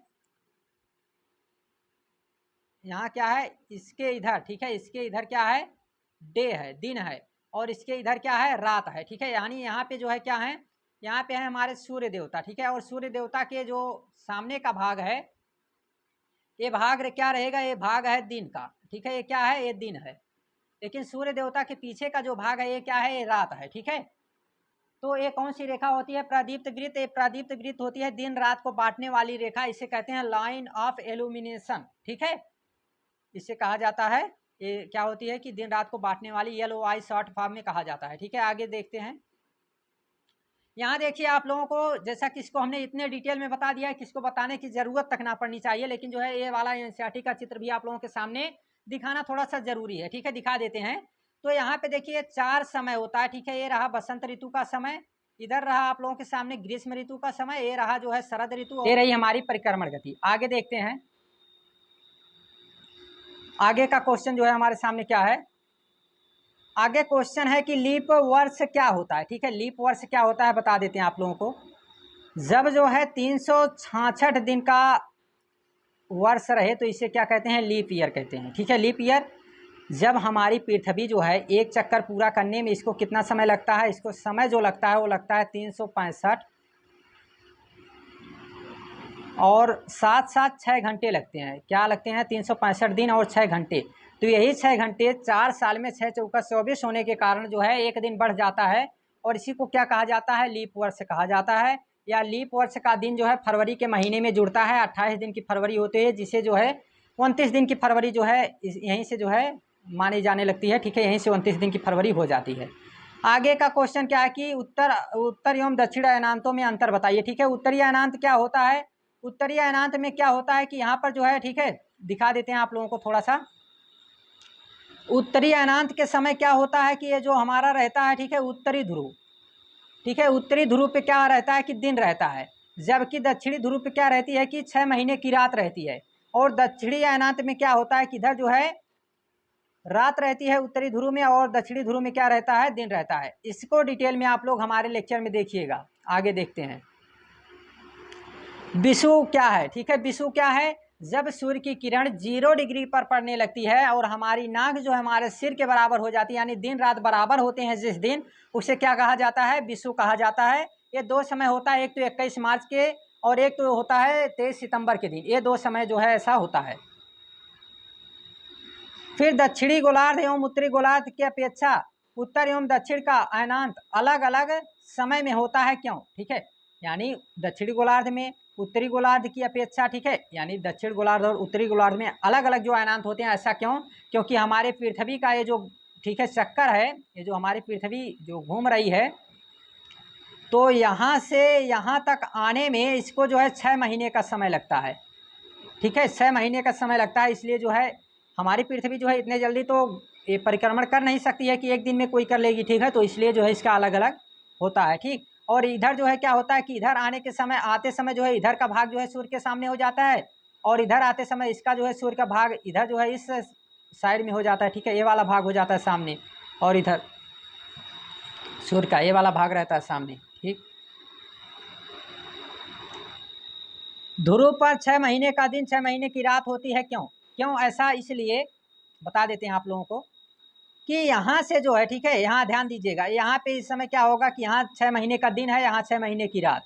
जब सूर्य की किरण यहाँ से यहाँ तक, ठीक है, अभी जो है क्या हो रहा है कि इधर जो है कहाँ पड़ी थी, इधर पड़ी थी हमारी जो है सूर्य की किरण जो पड़ी थी, ये पड़ी थी 23.5 डिग्री मकर रेखा, यानी मकर रेखा पर पड़ी थी, ठीक है। जब मकर रेखा पर पड़ती है तो फिर यहाँ से 0 डिग्री जाने में, फिर कर्क रेखा पे आने में कितना समय लगेगा, 6 महीना। और इस 6 महीने का जो समय लगेगा, सूर्य जो है इधर चला जाएगा हमारा, ठीक है, दिखा देते हैं आप लोगों को यहाँ पर, इधर आप लोगों को हम दिखा देते हैं, ठीक। ये रही हमारी पृथ्वी और यहाँ है हमारे सन देवता, ठीक है, क्या है, सन। अब यहाँ पे जो है सूर्य की किरण जो पड़ रही है, ठीक है, ये 0 डिग्री रहा है, ये 23.5 डिग्री, ये 23.5 डिग्री। अब सूर्य की किरण जो है पहले यहाँ पड़ी थी, अब यहाँ से जो है यहाँ जाएगी, फिर यहाँ जाएगी, तो 6 महीने का समय लगा। अब इस 6 महीने के समय में इधर का जो भाग रहेगा ये पूरी तरह से अंधेरा ही रहेगा, तो इसी कारण यहाँ पे 6 महीने की रात होती है और यहाँ पे 6 महीने का दिन। लेकिन फिर जब यहाँ से यहाँ तक जो है सूर्य की किरण इधर आने लगती है, तो इस समय क्या होता है कि इधर जो है 6 महीने की रात हो जाती है और इधर जो है 6 महीने का दिन हो जाता है, ये कारण होता है। आगे का क्वेश्चन देखिए, आगे है बहुविकल्पी क्वेश्चन, ठीक है। बहुविकल्पी में क्या है कि पृथ्वी की सूर्य से चारों ओर गति को क्या कहते हैं, इसे कहते हैं परिक्रमण गति। कौन सी गति कहलाती है, परिक्रमण गति। सूर्य की सीधी किरणें विषुववृत्त पर किस दिन पड़ती हैं, तो कौन सा समय है, ठीक है, 21 मार्च का समय है। ये तो पड़ती है कर्क रेखा पर, ये पड़ती है मकर रेखा पर। फिर गर्मी में क्रिसमस का पर्व कहाँ मनाया जाता है, तो कहाँ मनाया जाएगा, ऑस्ट्रेलिया में मनाया जाएगा, ठीक है, गर्मी के समय। क्योंकि जो है आप लोगों को बता देते हैं इसके लिए,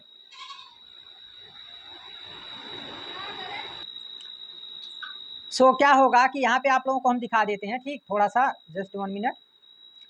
यहाँ पे क्या होगा कि ये रहा हमारा, ठीक है, 0 डिग्री और इसके ऊपर रहेगा उत्तरी गोलार्ध, ठीक है, क्या रहेगा, उत्तरी गोलार्ध, ठीक, क्या रहेगा, just north hemisphere, short form में लिख देते हैं नॉर्थ हेमिस्फीयर, यानी उत्तरी गोलार्ध, इधर रहेगा साउथ हेमिस्फीयर, यानी जो है दक्षिणी गोलार्ध।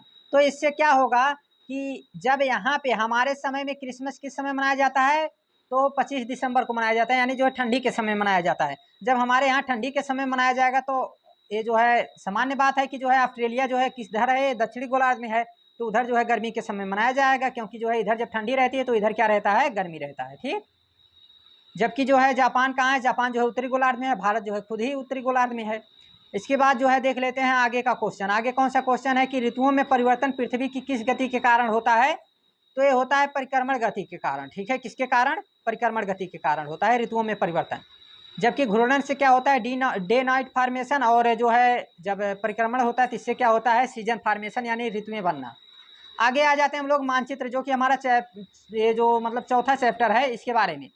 पहली बात तो ये आप लोगों को हम दिखा देते हैं कि ये क्या है, ये है हमारा दिशा सूचक यंत्र, क्या है, इसे कंपास नाम दिया जाता है। सर्वप्रथम हेनरी जो यूरोप का रहने वाला व्यक्ति था, इसने जो है इसको सबसे पहले इसका जो खोज किया या मतलब निर्मित किया तो हेनरी था। हेनरी द नेविगेटर की उपलब्धि उसको दी जाती है।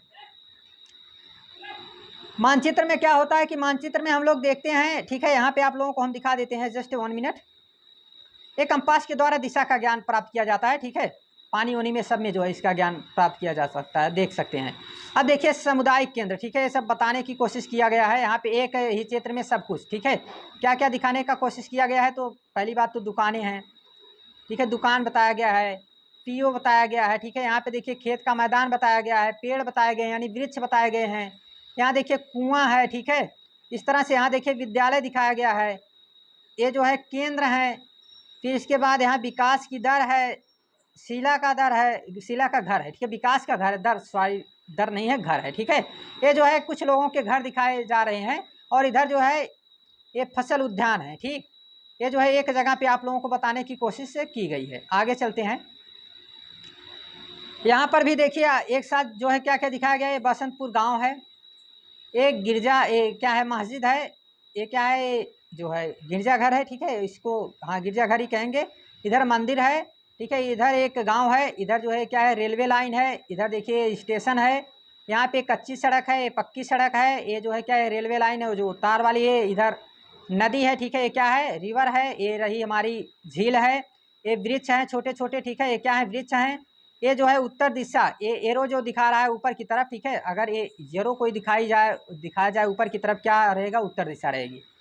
आगे चलते हैं, इनके बारे में देख लेते हैं क्वेश्चन आंसर, ठीक है। क्वेश्चन आंसर से पहले एक छोटी सी बात, कहाँ गया, हाँ ये चीज़ ध्यान दीजिएगा, ठीक है।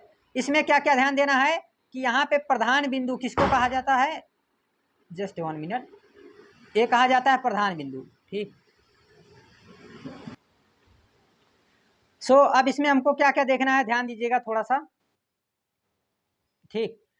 यहाँ पे क्या क्या देखना है हमको, हमको देखना है पहली बात तो जो है इसमें कि इसे जो है क्या कहा जाता है, प्रधान बिंदु कहा जाता है। ये जो रेखाएं होती हैं, ठीक है, नहीं जस्ट 1 मिनट, प्रधान बिंदु इसको कहा जाता है, ठीक है। ये जो उत्तर दक्षिण पूर्व पश्चिम रेखाएं हैं, ठीक है, इन्हें प्रधान बिंदु कहा जाता है। ये जो है जब इसके मध्य रहेगी तो इसे कहेंगे उत्तर पूर्वी, और इसके मध्य रहेगी तो इसको कहेंगे जो है क्या कहेंगे, इसको दक्षिण पश्चिमी, और इसको कहेंगे दक्षिण पूर्वी, इसको कहेंगे दक्षिण पश्चिमी, इसको कहा जाएगा उत्तर पश्चिमी, ठीक है। इस तरह से इसका नाम दिया जाता है। आगे बात कर लेते हैं हम लोग, ठीक है, कि किसको किससे दर्शाते हैं। इसको हमने डिटेल में डिस्कस ऐसे कर लिया है चित्र के साथ ही, तो इस पर ज़्यादा बातें नहीं करेंगे, ठीक है। मानचित्र वाला चैप्टर जो है हम लोग ज़्यादा नहीं देखेंगे, क्योंकि जो है इसमें हमने एक बार आप लोगों को बता दिया है। बस जल्दी जल्दी जो है देख लेते हैं कि ये जो है रेलवे लाइन इस तरह से बड़ी लाइन दिखाया जाता है, इस तरह से मीटर लाइन, इस तरह से स्टेशन दिखाया जाता है। ये पक्की सड़क है, कच्ची सड़क है, ये अंतर्राष्ट्रीय है, जो मतलब सीमा रेखा होती है, ये राज्य है, ये जिला है। इधर जो है क्या है, नदी है, झील है, ठीक है। इसके बाद इधर कुआं दिखाई दे रहा है आप लोगों को, इधर सड़क है, नहर है, इसके बाद पुल है, ये सब जो है क्या है। फिर मंदिर है, ये गिरजाघर है, ये मस्जिद है, और ये छतरी है, ठीक है। इसके बाद पोस्ट ऑफिस है, यहाँ पे पोस्ट एवं टेलीग्राफ है। फिर इसके बाद इधर पुलिस स्टेशन है, ठीक है। इधर जो है बस्तियाँ दिखाई जा रही हैं आप लोगों के सामने, इधर जो है बस्तियाँ के साथ साथ क्या है, कब्रिस्तान है। इधर जो है पेड़ दिखाए जा रहे हैं, साथ साथ जो है घास के जो छोटे छोटे घास दिखाई जा रही है। यह चीज़ काफ़ी डिटेल में हमने एक बार डिस्कस कर लिया है, तो इस पर जो है ज़्यादा समय नहीं लगाएंगे। लेकिन इसका क्वेश्चन जो है देख लेते हैं, क्वेश्चन आंसर देख लेते हैं कि मानचित्र में 3 घटक कौन कौन से होते हैं, ठीक है। तो दिशा होती है, ठीक है, एक पहली बात तो दिशा होती है, दूरी होती है दूसरी बात, ठीक है, और तीसरी बात जो है इसका यानी चित्र जैसे किससे जो है किसको प्रदर्शित करते हैं। आगे प्रधान बिंदु कौन कौन से होते हैं, तो वही जो हमने आप लोगों को बताया, ठीक है। इस तरह से जो रेखाएं हैं इनको प्रधान बिंदु कहते हैं। मानचित्र के पैमाने से आप क्या समझते हैं, मानचित्र में क्या होता है कि मानचित्र में किसी भी छोटे स्थान के बारे में अगर हमको डिटेल में एनालिसिस करना है तो आराम से कर सकते हैं। लेकिन जो है अगर हम लोगों को यही बात जो है करना है ग्लोब में, तो उसमें जो है दिक्कत नहीं, उसमें दिक्कत आती है। एक साथ सबका अध्ययन तो कर सकते हैं, लेकिन जो है एक एक का अध्ययन डिटेल में नहीं कर सकते हैं, ठीक। आगे बात कर लेते हैं कि मानचित्र एवं खाका के बीच अंतर बताइए, ठीक है। किसके किसके बीच, मानचित्र एवं खाका के बीच नहीं, अभी ग्लोब की अपेक्षा मानचित्र अधिक सहायक है, वही बात है, ठीक है। अब आगे बात कर लेते हैं मानचित्र एवं खाका। खाका क्या होता है, तो एक बस छोटे से किसी क्षेत्र के बारे में रहेगा, जबकि मानचित्र जो है किसी देश या किसी जिले का हो सकता है। फिर कौन सा मानचित्र विस्तृत जानकारी प्रदान करता है, ठीक है। इधर आ गया हमारा बहुविकल्पी क्वेश्चन, नहीं कौन सा मानचित्र विस्तृत जानकारी प्रदान करता है? तो जो सबसे ज़्यादा जानकारी कौन सा मानचित्र हमको प्रदान करेगा? जैसे राजनीतिक हो गया, ठीक है, फिजिकल हो गया, ठीक है, ये सभी मानचित्र से जो है जो बड़े लेवल पर मानचित्र होते हैं। वृक्षों के वितरण को दिखाने वाले मानचित्र, ठीक है, क्या कहलाएंगे? वृक्षों के वितरण को दिखाने वाले जो है क्या कहलाएंगे? भौतिक मानचित्र, ठीक है। थीमेटिक मानचित्र कहलाएगा, ठीक है। किसी एक चीज के बारे में थीम बना के जो है बता रहा है तो क्या कहलाएगा? थीमेटिक। नीले रंग का इस्तेमाल किसे दिखाने में किया जाता है? तो जलाशयों को, पानी को, ठीक है, यानी जो जलाशय रहेंगे, तालाब रहेंगे, उनको नीले रंग से दिखाया जाता है। ये इसमें क्वेश्चन था। आ जाते हैं पृथ्वी के प्रमुख परिमंडल, ठीक है। पृथ्वी के प्रमुख परिमंडल में क्या है, सबसे पहले इसमें बात कर लेते हैं, ठीक है। इसमें जो है क्या क्या देखना है देख लेते हैं। पहले जो है थोड़ा सा आगे चलते हैं, फिर उसके बाद क्वेश्चन आंसर को देखते समय इसका क्वेश्चन आंसर कहाँ चला गया? पृथ्वी के प्रमुख परिमंडल, हाँ यहाँ इसका क्वेश्चन आंसर, ठीक है। जस्ट 1 मिनट बता देते। अच्छा, थोड़ा सा अंधेरा हो रहा है, ठीक है, तो देखा जाएगा, अगर लाइट वेट कट जाएगी थोड़ा सा स्टॉप कर दिया जाएगा बीच में वीडियो। आगे देखते हैं हम लोग कि लाइट कट जाने की वजह से अब कैमरे को बंद ही करना पड़ा है, ठीक है। तो देखते हैं आगे पृथ्वी के 4 प्रमुख परिमंडल कौन कौन से हैं, ठीक है। इनको देख लेते हैं कि पृथ्वी के 4 प्रमुख परिमंडल कौन कौन से हैं। तो इनके बारे में देखने से पहले आप लोगों को बता दें कि ये जो हमारे 4 प्रमुख परिमंडल हैं ये कौन कौन से हैं, दिखा देते हैं आप लोगों को। पहला जो है कौन सा है? पहला है वायुमंडल, ठीक है। इसके बाद है स्थल मंडल और इसके बाद जो है ये रहा जलमंडल, ठीक है। ये कौन कौन से हैं? ये पृथ्वी के क्या है कि प्रमुख परिमंडल हैं। और साथ साथ इन तीनों का जहाँ मिश्रण होगा वो क्या कहलाएगा? वो कहलाएगा हमारा जो है जैवमंडल, ठीक है। तो इस तरह से जो है क्या होते हैं, इस तरह से हमारे प्रमुख परिमंडल जो है कहे जाते हैं। इनको 4 प्रमुख परिमंडल दिखा देते हैं आप लोगों को हम। इधर कहीं एक जगह चित्र पे दिखाएं, हाँ यहाँ पे आप लोगों को दिखाते हैं हम, ठीक है। देखिएगा बिल्कुल ध्यान से। इधर जो है ये रहा हमारा, इसे कहेंगे हम लोग, क्या कहेंगे इसको? हम कहेंगे स्थल मंडल, ठीक है। क्या कहेंगे इसको? स्थल मंडल। इसके बाद जो है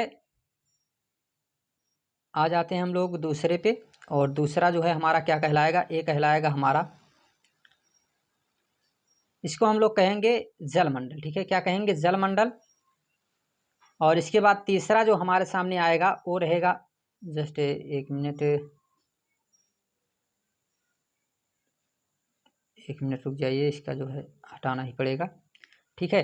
तो यहाँ पे ये रहा हमारा स्थल मंडल और दूसरे नंबर पर हमारा आ गया जो है जलमंडल, ठीक है। ये रहा जलमंडल और तीसरे नंबर पर हमारा आ गया स्थल मंडल।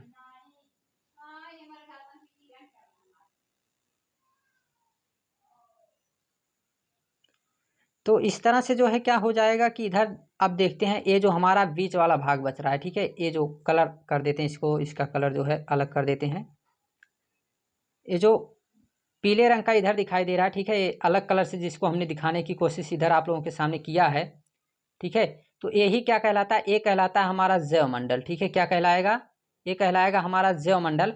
जबकि जो है ये क्या कहलाएगा? ये कहलाएगा स्थल मंडल, ठीक है। ये क्या कहलाएगा? स्थल मंडल। और ये कहलाएगा हमारा जलमंडल, ठीक है। ये कहलाएगा जलमंडल। ये कहलाएगा हमारा वायुमंडल, ठीक है। इस तरह से 3 मंडल जहाँ जो मतलब तीनों मिलते हैं, ठीक है। तो ये क्या कहलाता है? यही कहलाता है हमारा जो है, यही हमारा कहलाएगा जैवमंडल, ठीक है। यही है हमारे पृथ्वी के 4 प्रमुख परिमंडल, ठीक है। ये हमारे क्या है? पृथ्वी के 4 प्रमुख परिमंडल हैं, ठीक। ये क्वेश्चन था आप लोगों का। फिर है कि पृथ्वी के प्रमुख महाद्वीपों के नाम बताइए। तो टोटल जो है कितने महाद्वीप हैं, नाम बताना है। तो नाम बता देते हैं, उसके बाद आप लोगों को दिखा भी देते हैं, ठीक है। सबसे पहले नाम बता देते हैं। नाम की बात करते हैं तो नाम जो है क्या क्या है? तो सबसे पहले जो है, ठीक है, कौन सा है? सबसे पहले हमारा आता है एशिया हो गया, ठीक है। अफ्रीका, फिर इसके बाद उत्तर अमेरिका, दक्षिण अमेरिका, फिर इसके बाद अंटार्कटिका और इसके बाद ऑस्ट्रेलिया, ठीक है। तो इनको हम दिखा भी देते हैं आप लोगों को, थोड़ा सा जस्ट ए रहे, ठीक है। यहाँ पे देखिए आप लोगों को दिखा दे रहे हैं हम आप लोगों के सामने। ये है एशिया, ठीक है। क्या है? ये रहा हमारा एशिया महाद्वीप, ठीक है। Just 1 minute. ये रहा हमारा एशिया महाद्वीप, ठीक है। एशिया महाद्वीप, कलर चेंज कर लेते हैं थोड़ा सा,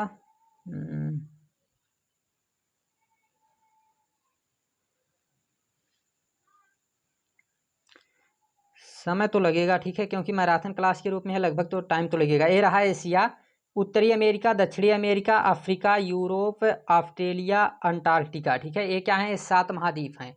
सबसे बड़ा महाद्वीप एशिया है।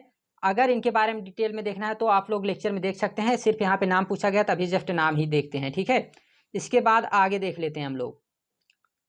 आगे क्या है कि 2 महाद्वीप के नाम लिखिए जो पूरी तरह से दक्षिण गोलार्ध में स्थित हैं, ठीक है, दक्षिणी गोलार्ध में स्थित हैं। आइए देख लेते हैं।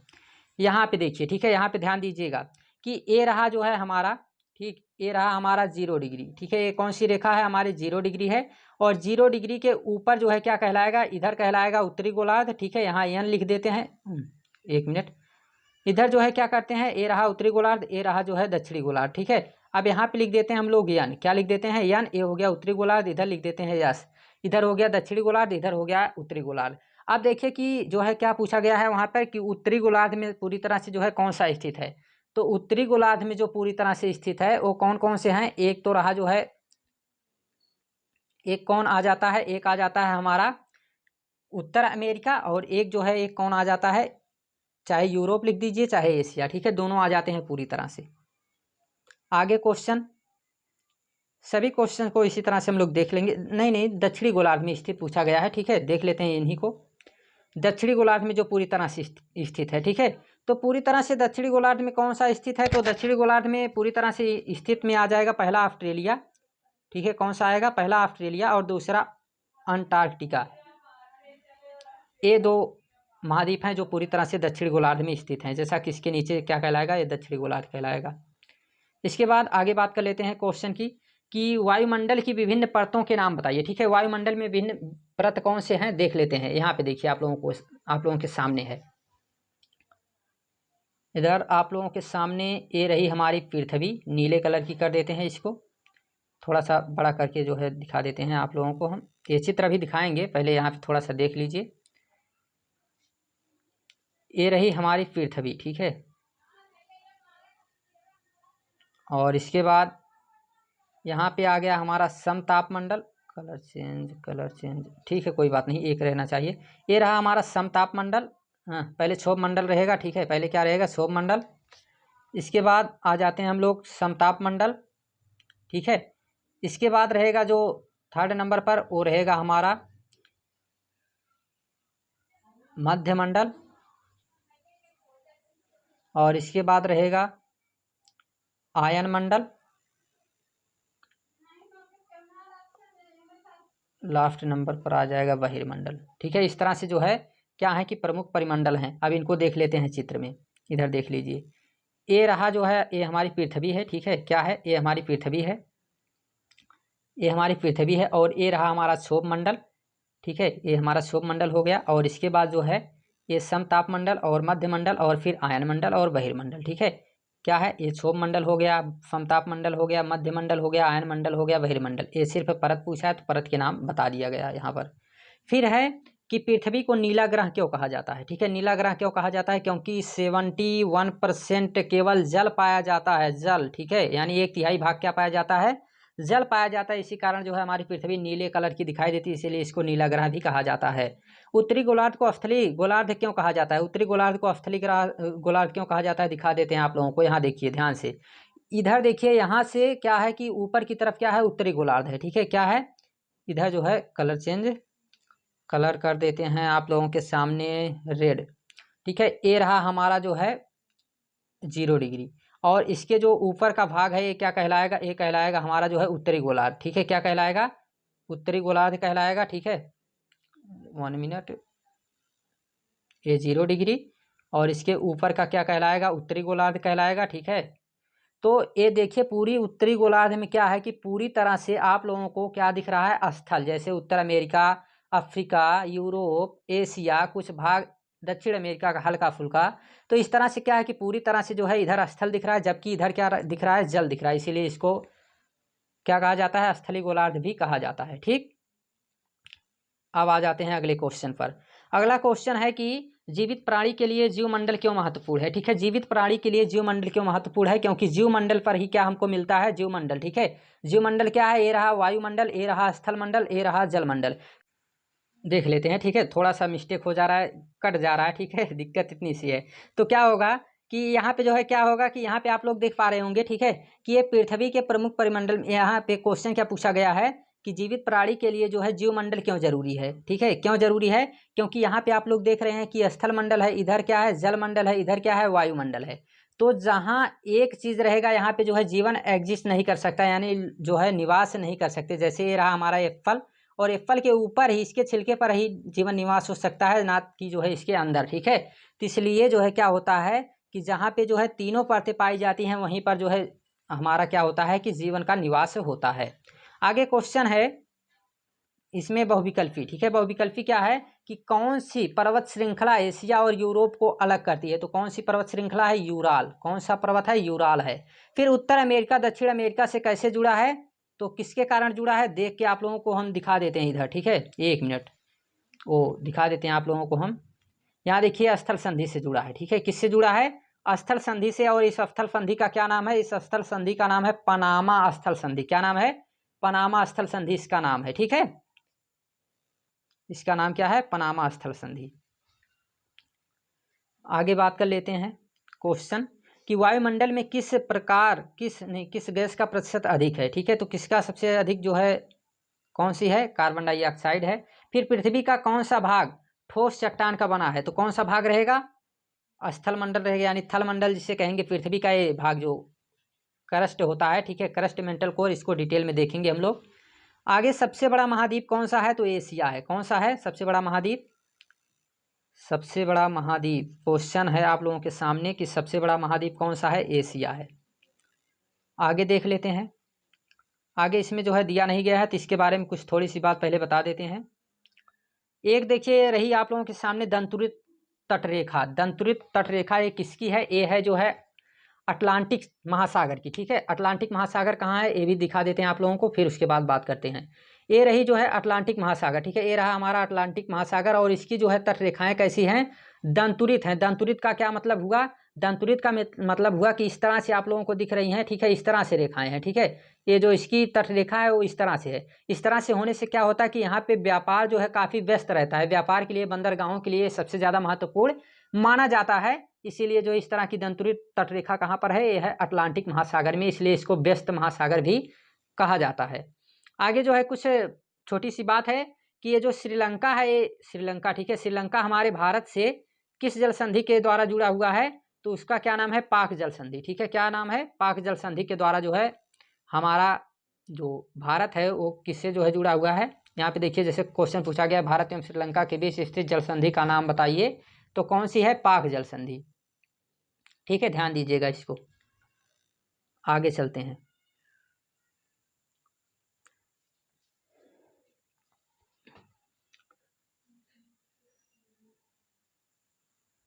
आगे आ जाते हैं पृथ्वी के प्रमुख स्थल रूप, ठीक है। क्या है? स्थल रूप, यानी जो है जब हमारी पृथ्वी का ये जो स्थल रूप है, ठीक है, इसके बारे में डिटेल में देख लेते हैं।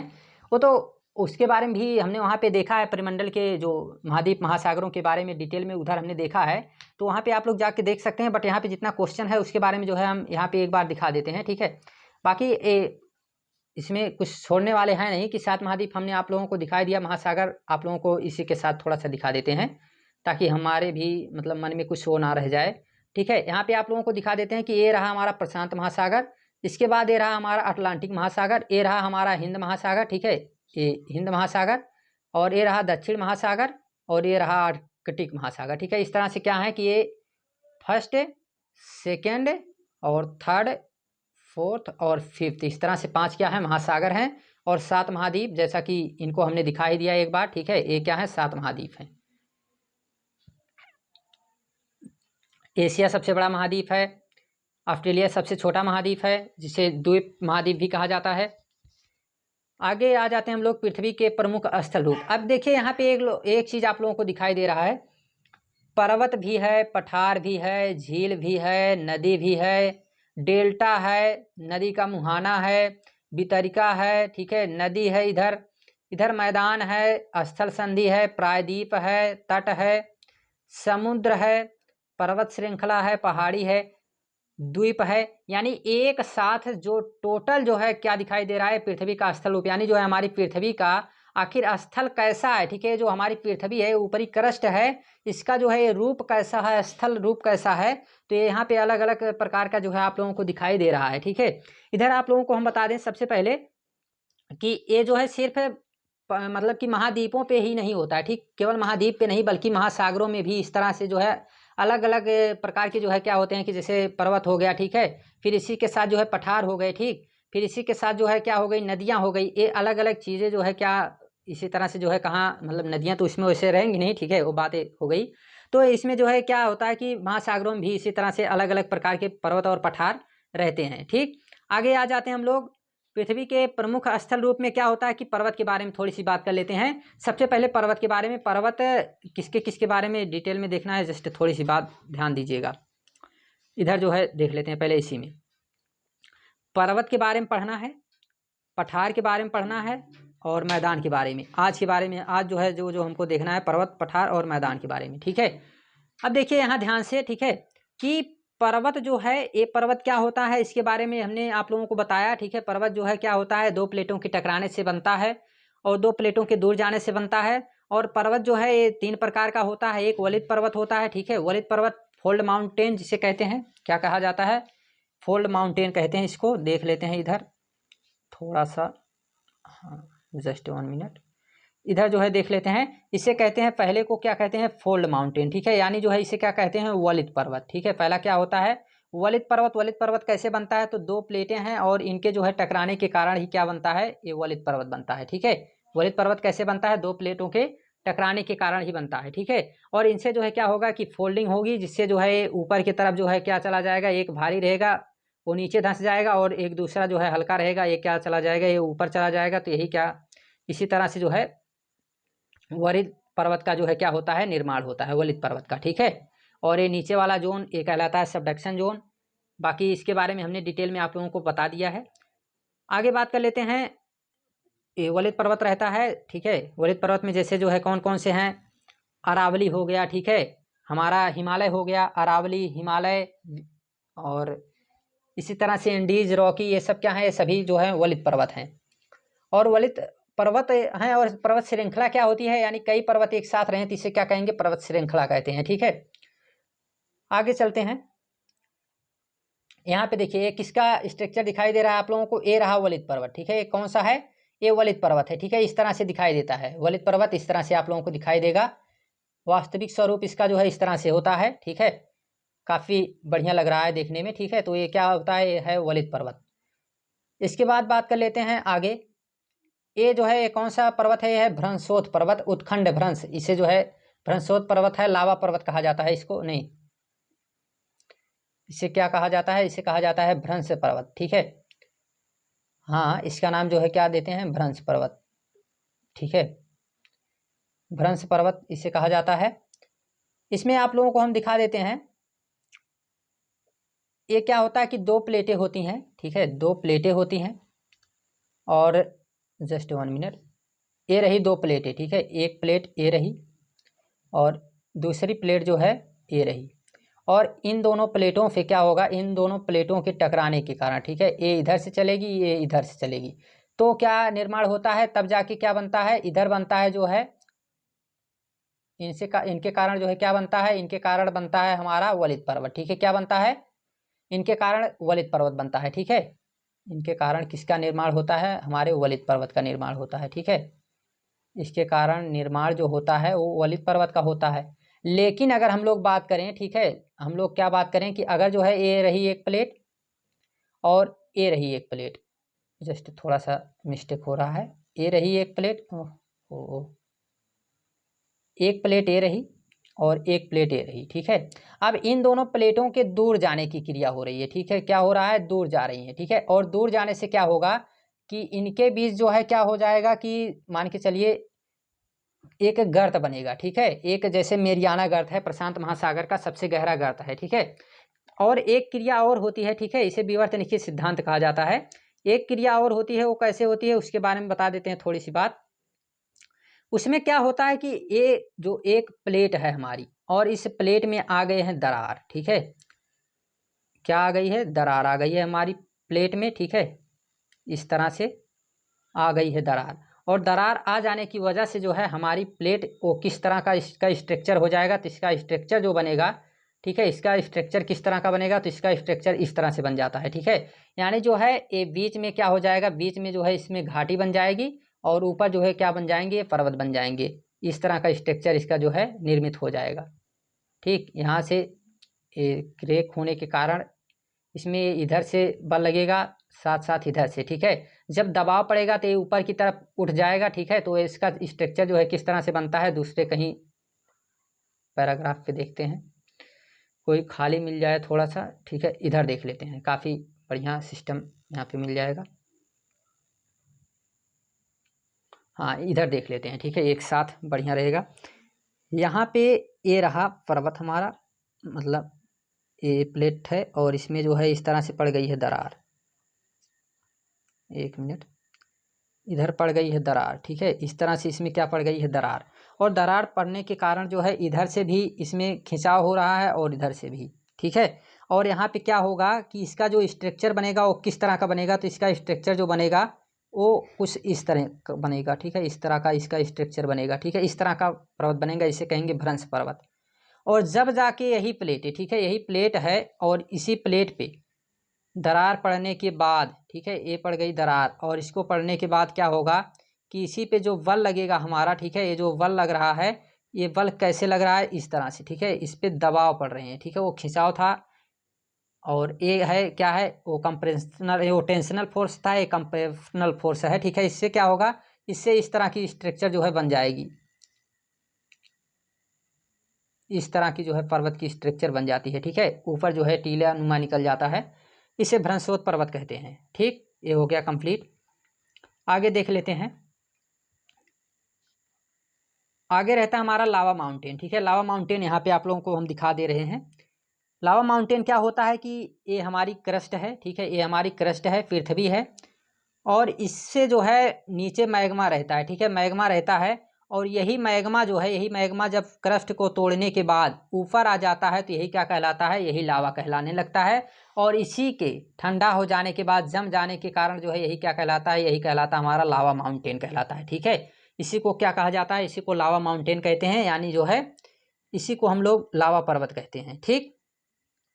ज्वालामुखी वो, ठीक है, होता है वाल्केनो, इसे कहते हैं वाल्केनो इरप्शन कहते हैं, यानी ज्वालामुखी का उद्गार। आगे बात कर लेते हैं हम लोग पठार के बारे में। ये रहा पठार, ठीक है। पठार के बारे में बात कर लेते हैं। तो पठार में क्या होता है, और पर्वत की परिभाषा जो है हमने आप लोगों को बताया है, आज भी बता देते हैं कि भूमि का उठा हुआ भाग जिसकी हाइट 900 फीट से अधिक हो और साथ साथ उसमें एक चोटी हो, ठीक है। क्या हो, एक चोटी हो। जैसा कि यहाँ पे आप लोगों ने देखा कि यहाँ पे क्या है, एक चोटी हो, क्या कहलाएगी, ये कहलाएगा पर्वत, ठीक है। और पठार में क्या होता है कि पठार में क्या रहता है, पठार में आप लोगों को मिलेगा कि इसकी हाइट कितनी हो, हाइट हो 600 फीट, ठीक है, कितनी हो, 600 फीट। साथ साथ इसकी चोटी क्या हो, समतल हो, क्या कहलाएगा, पठार कहलाएगा। जैसे हो गया हमारा दक्कन का पठार हो गया, छोटा नागपुर का पठार हो गया, ठीक है। और मालवा हो गया, बुंदेलखंड हो गया, बाघेलखंड हो गया, मेघालय का पठार हो गया, ठीक है। ये सभी क्या हैं, ये सभी पठार हैं। पठार में क्या पाया जाता है, खनिज पाए जाते हैं। फिर पृथ्वी के प्रमुख स्थल रूप में क्या है, मैदान है। मैदान के बारे में देख लीजिए, यहाँ पे लोग हैं रोपाई कर रहे हैं, ठीक है। ये मैदान है, समतल भाग होता है, ठीक है, एकदम बिल्कुल समतल भाग जहाँ पे कृषि आसानी से की जा सकती है, जनसंख्या का निवास सबसे ज़्यादा होता है, तो इसे क्या कहते हैं, मैदान कहते हैं। अब आ जाते हैं क्वेश्चन आंसर पर। प्रमुख स्थल रूप कौन कौन से हैं, तो कौन कौन से हैं इधर आप लोगों को हम बता देते हैं, जितना भी था वहाँ पे सब दिखा देते हैं एक बार में, ठीक है। टोटल आप लोगों को हम यहाँ पे एक बार में दिखा देते हैं क्या क्या था इसमें। आप लोग लिख दीजिएगा, पर्वत लिख दीजिएगा, पठार, नदी, मैदान, पर्वत श्रृंखला, पहाड़ी, ठीक है, डेल्टा, झील, जैसे सुंदरबन डेल्टा पूरे विश्व का सबसे बड़ा डेल्टा है, वो ब्रह्मपुत्र और गंगा नदी के मिलने से बनता है, ठीक है। ये सभी क्या है, ये हैं प्रमुख स्थल रूप हैं। इसके बाद पर्वत एवं पठार में क्या अंतर है, तो हमने आप लोगों को बताया कि पर्वत जो है ये क्या होता है, एक चोटी होती है, 900 फीट से अधिक इसकी ऊंचाई होती है। और पठार क्या होता है, इसकी हाइट जो है 600 सेंटीमीटर औसतन होती है, 600 फीट होती है। और इसका जो है चोटी क्या होता है, इसका समतल होता है, ठीक है। और फिर आगे बात कर लेते हैं कि पर्वत के विभिन्न प्रकार कौन कौन से हैं। ठीक है, पर्वत के विभिन्न प्रकार कौन कौन से हैं, तो वलित पर्वत है, कौन सा है, पहला वलित पर्वत है, दूसरा भ्रंश पर्वत है, ठीक है, और तीसरा कौन सा है, लावा, तीसरा कौन सा है, लावा पर्वत है। ठीक है, इस तरह से इसके क्या है, 3 प्रकार हैं।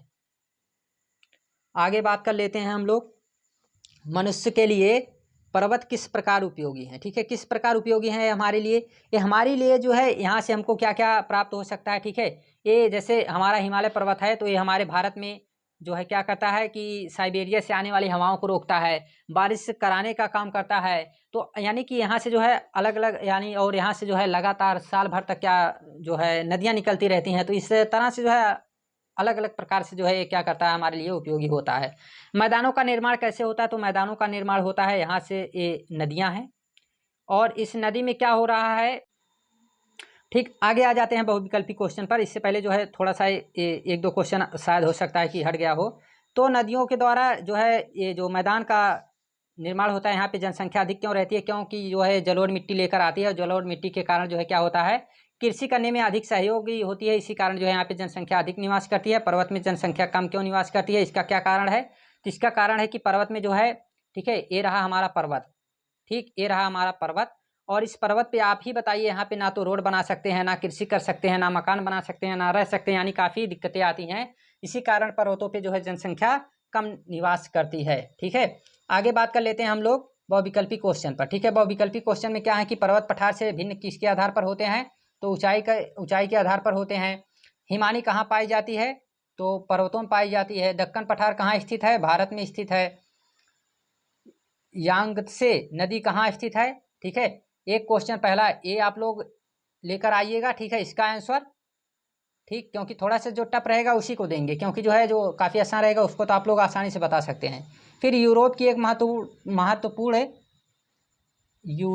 एक महत्वपूर्ण पर्वत श्रृंखला है, कौन सी है, अल्पांस है, क्योंकि एंडीज जो है कहाँ की है, ये दक्षिण अमेरिका, और रॉकीज कहाँ है, उत्तरी अमेरिका।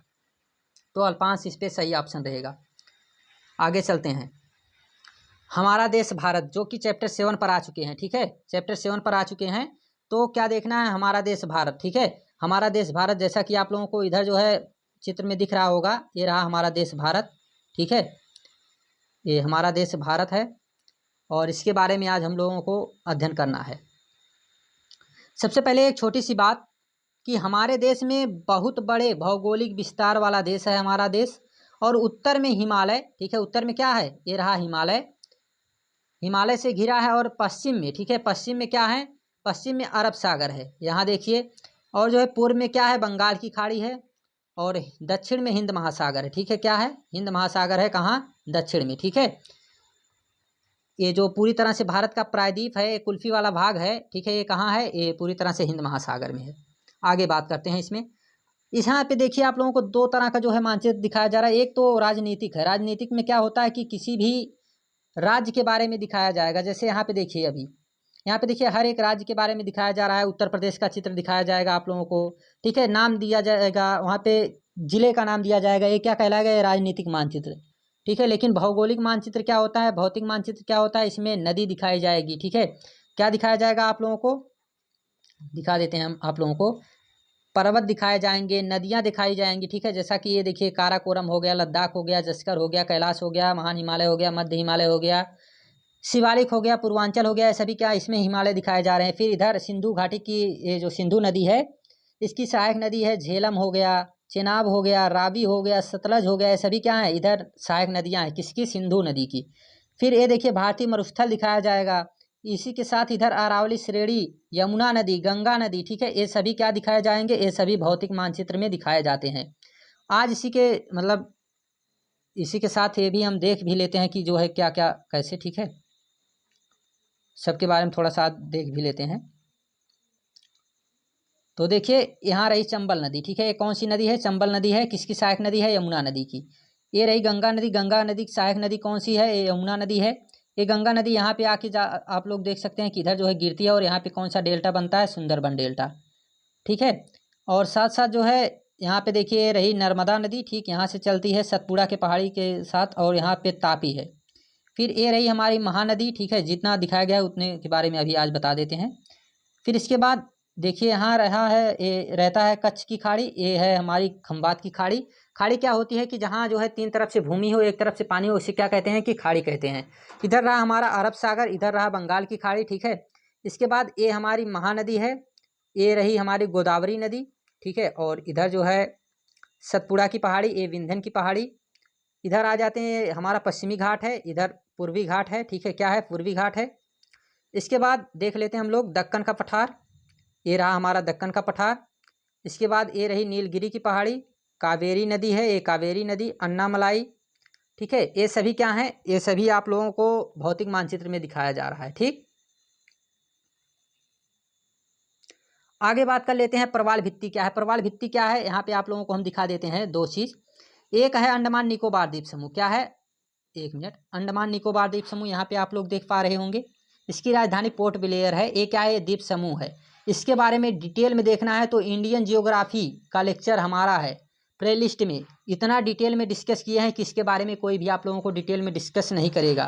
अंडमान निकोबार और लक्षद्वीप के बारे में जो द्वीप समूह का एक जो है उसमें टॉपिक है, उसके बारे में हमने डिटेल में डिस्कस किया है Indian geography by Sujeet sir. Playlist बनी हुई है चैनल पे, आप लोग जाके देख सकते हैं। ये रहा लक्षद्वीप, ठीक है। इसकी राजधानी कवारत्ती है। लक्षद्वीप द्वीप समूह में क्या होता है कि यहाँ पर जो है ये प्रवाल भित्तियों से बना है, और ये प्रवाल भित्तियाँ जो है कहाँ है? वो यही हैं, यही हैं जो है हमारी प्रवाल भित्तियाँ, ठीक है। ये क्या है? ये प्रवाल भित्ति है। और यही प्रवाल भित्तियों से जो है क्या बना है? ये लक्षद्वीप द्वीप समूह बना हुआ है। ये कैसे बना है? पादप और जीव जंतुओं के जो है किससे बना है कि मतलब उनके सड़ने और गलने के कारण ही इसका निर्माण हुआ है। आगे बात कर लेते हैं क्वेश्चन आंसर की। भारत को कितने भौगोलिक भागों में विभाजित किया गया है, उनके नाम लिखिए। बात बता देते हैं आप लोगों को। पहला हिमालय, पहला क्या है? हिमालय।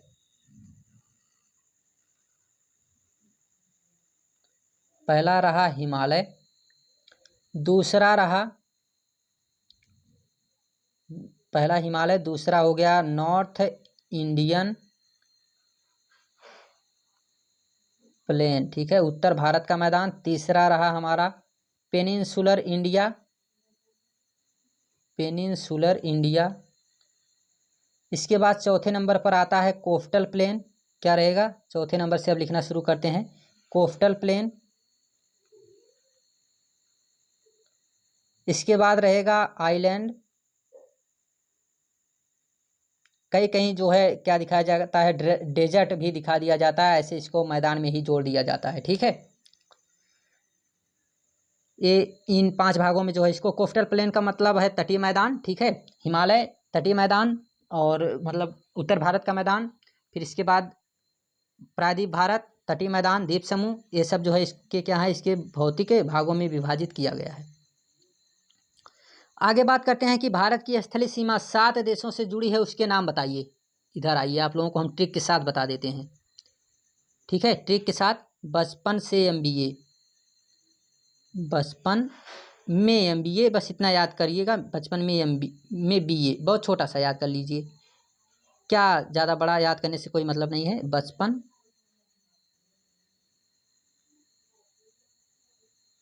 बचपन में BA, क्या है? BA। बा से हो गया बंगाल, ठीक है। क्या हो गया? बंगाल। एक मिनट, बंगाल हो गया बा से। इसके बाद चा से हो गया चीन। इसके बाद पा से हो गया पाकिस्तान, ठीक है। क्या आ जाएगा? पाकिस्तान। ना से कौन सा रहेगा? तो हमारा रहेगा नेपाल। इसके बाद मा से हो जाएगा म्यांमार। बा से हो जाएगा भूटान, ठीक है। बा से क्या हो जाएगा? भूटान। और इसके बाद आ से हो जाएगा अफ़गानिस्तान, ठीक है, अफ़गानिस्तान। ये क्या है? ये है हमारे 7 पड़ोसी महाद्वीप, ठीक है, 7 पड़ोसी महाद्वीप। सॉरी, महाद्वीप नहीं है, पड़ोसी देश हैं, ठीक है, सॉरी, जस्ट मिस्टेक, ठीक। ये क्या है? ये हमारे पड़ोसी देश हैं, ठीक है। ये चीन है, भूटान है, नेपाल है, म्यांमार है, बांग्लादेश है, अफ़गानिस्तान है, अफ़गानिस्तान और पाकिस्तान, ठीक है। साथ साथ जो है सागर में कौन कौन से हैं? एक है श्रीलंका, दूसरा है मालदीव, ठीक है। ये क्या है? ये हमारे जलीय पड़ोसी देश हैं, जल में रहने वाले पड़ोसी देश। ठीक, आगे क्वेश्चन क्या है कि कौन सी दो नदियाँ प्रमुख नदियाँ हैं जो अरब सागर में गिरती हैं? नर्मदा और तापी। दिखा देते हैं आप लोगों को, नर्मदा और तापी कहाँ जाती? ऐसी दो नदियाँ पापी, बाकी सब बंगाल की खाड़ी में जाती, यही दो नदियाँ ऐसी पापी जो कहाँ जाती? अरब सागर में। पहला कौन सा है? पहली नर्मदा, दूसरी तापी। ठीक है, ये दो नदियाँ हैं। कौन कौन सी? नर्मदा और तापी। ठीक है, ये दो नदियाँ हैं। आगे बात करते हैं, क्वेश्चन कौन सा है? क्वेश्चन है कि गंगा एवं ब्रह्मपुत्र के द्वारा बनाए गए डेल्टा का नाम लिखिए। तो क्या है? सुंदरबन डेल्टा। कहाँ है? दिखा देते हैं। सुंदरबन डेल्टा कहाँ बनता है? सुंदरबन डेल्टा। ठीक, इधर नहीं दिखाई देगा, इसमें दिखाई देगा, इस मानचित्र में। यहाँ पे बनता है। ठीक है, कहाँ बनता है? तो इस क्षेत्र पे बनता है। इसका क्या नाम है? सुंदरबन डेल्टा। सुंदरबन डेल्टा। ठीक है, इसका क्या नाम है? सुंदरबन डेल्टा। गंगा और ब्रह्मपुत्र नदी के मिलने से जो है बनता है। आगे क्वेश्चन कौन सा है? आगे क्वेश्चन है आप लोगों के सामने, भारत में कितने राज्य तथा कितने केंद्र शासित प्रदेश हैं? किन दो राज्यों की राजधानी एक ही है? बता देते हैं आप लोगों को। तो कितने राज्य हैं? 28 स्टेट हैं, यानी 28 क्या हैं? स्टेट यानी राज्य हैं। और 8 जो हैं क्या हैं? 8 केंद्र शासित प्रदेश हैं, यूनियन टेरेटरी हैं, यानी केंद्र शासित प्रदेश। ठीक है, 8 क्या हैं? 8 केंद्र शासित प्रदेश।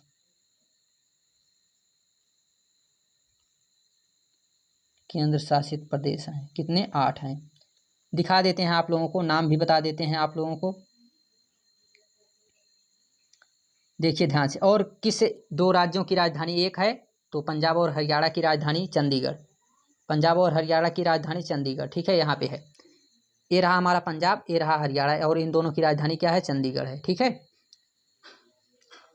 आगे बात कर लेते हैं सभी राज्यों के बारे में। ठीक है, टोटल राज्य, ये पहला केंद्र शासित प्रदेश लद्दाख, जम्मू कश्मीर केंद्र शासित प्रदेश, हिमाचल प्रदेश, ये क्या है? ये भी है हमारा, ये अब स्टेट आ गया।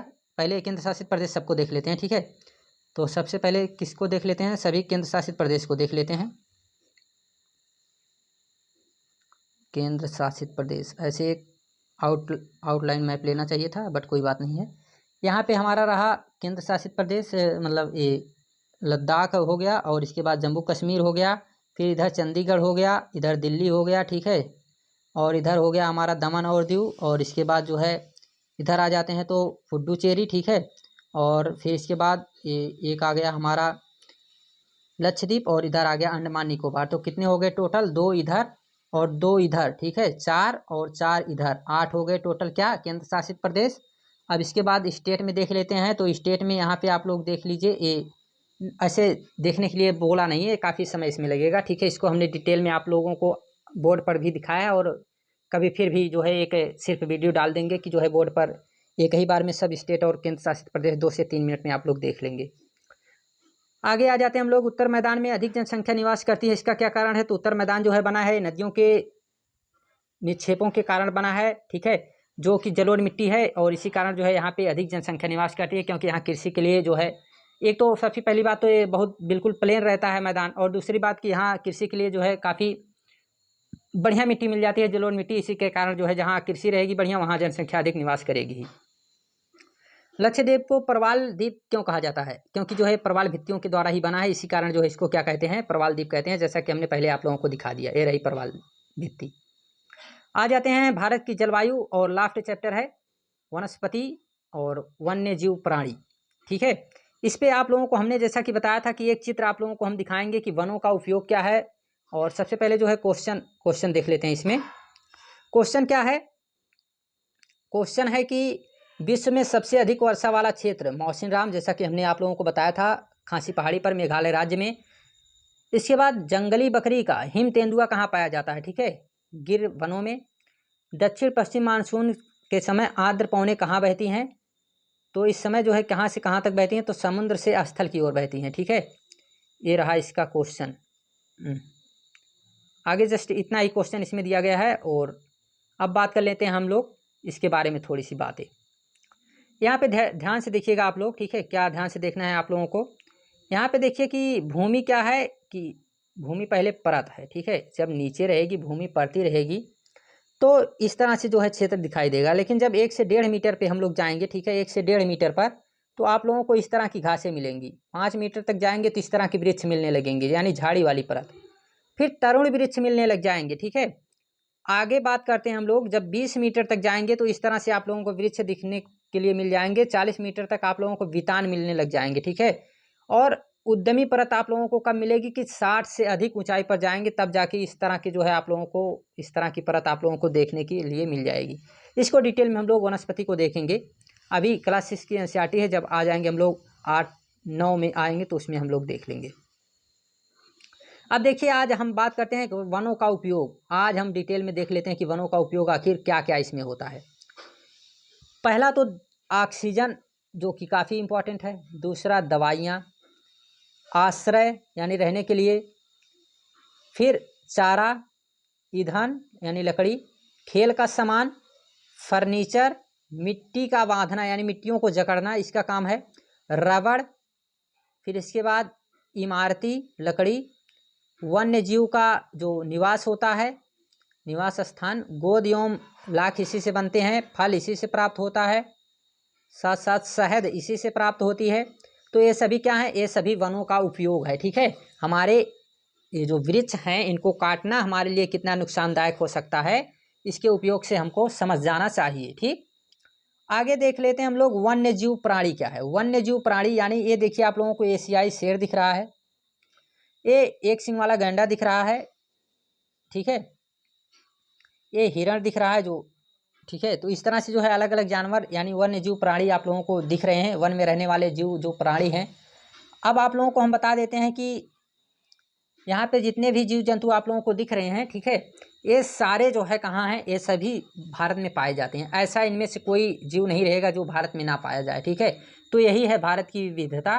तो आज का जो है हमारा लेक्चर हुआ समाप्त, और हम लोग जो है अब क्या करने वाले हैं, तो अब जो है हम लोग करने वाले हैं शुरुआत क्लास 7 की एनसीईआरटी, क्लास 7 की एनसीईआरटी के साथ जो है हम लोग क्या करने वाले हैं हम लोग शुरुआत, ठीक है। तो आप लोग जो है बने रहिएगा और साथ साथ लाइक शेयर करते रहिएगा काफ़ी अच्छे तरीके से। और क्वेश्चन जो जितने भी आप लोगों को हम बता दें, पूछने वाले जो क्वेश्चन थे वो क्वेश्चन आप लोग जो है देख लीजिए। सबसे लास्ट में कौन कौन से क्वेश्चन हैं।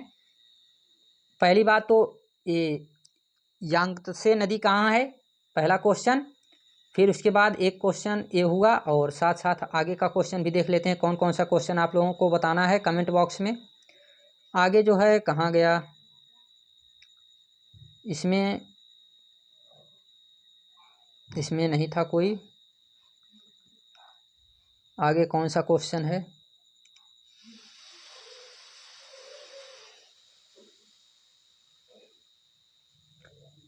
आप लोगों को क्वेश्चन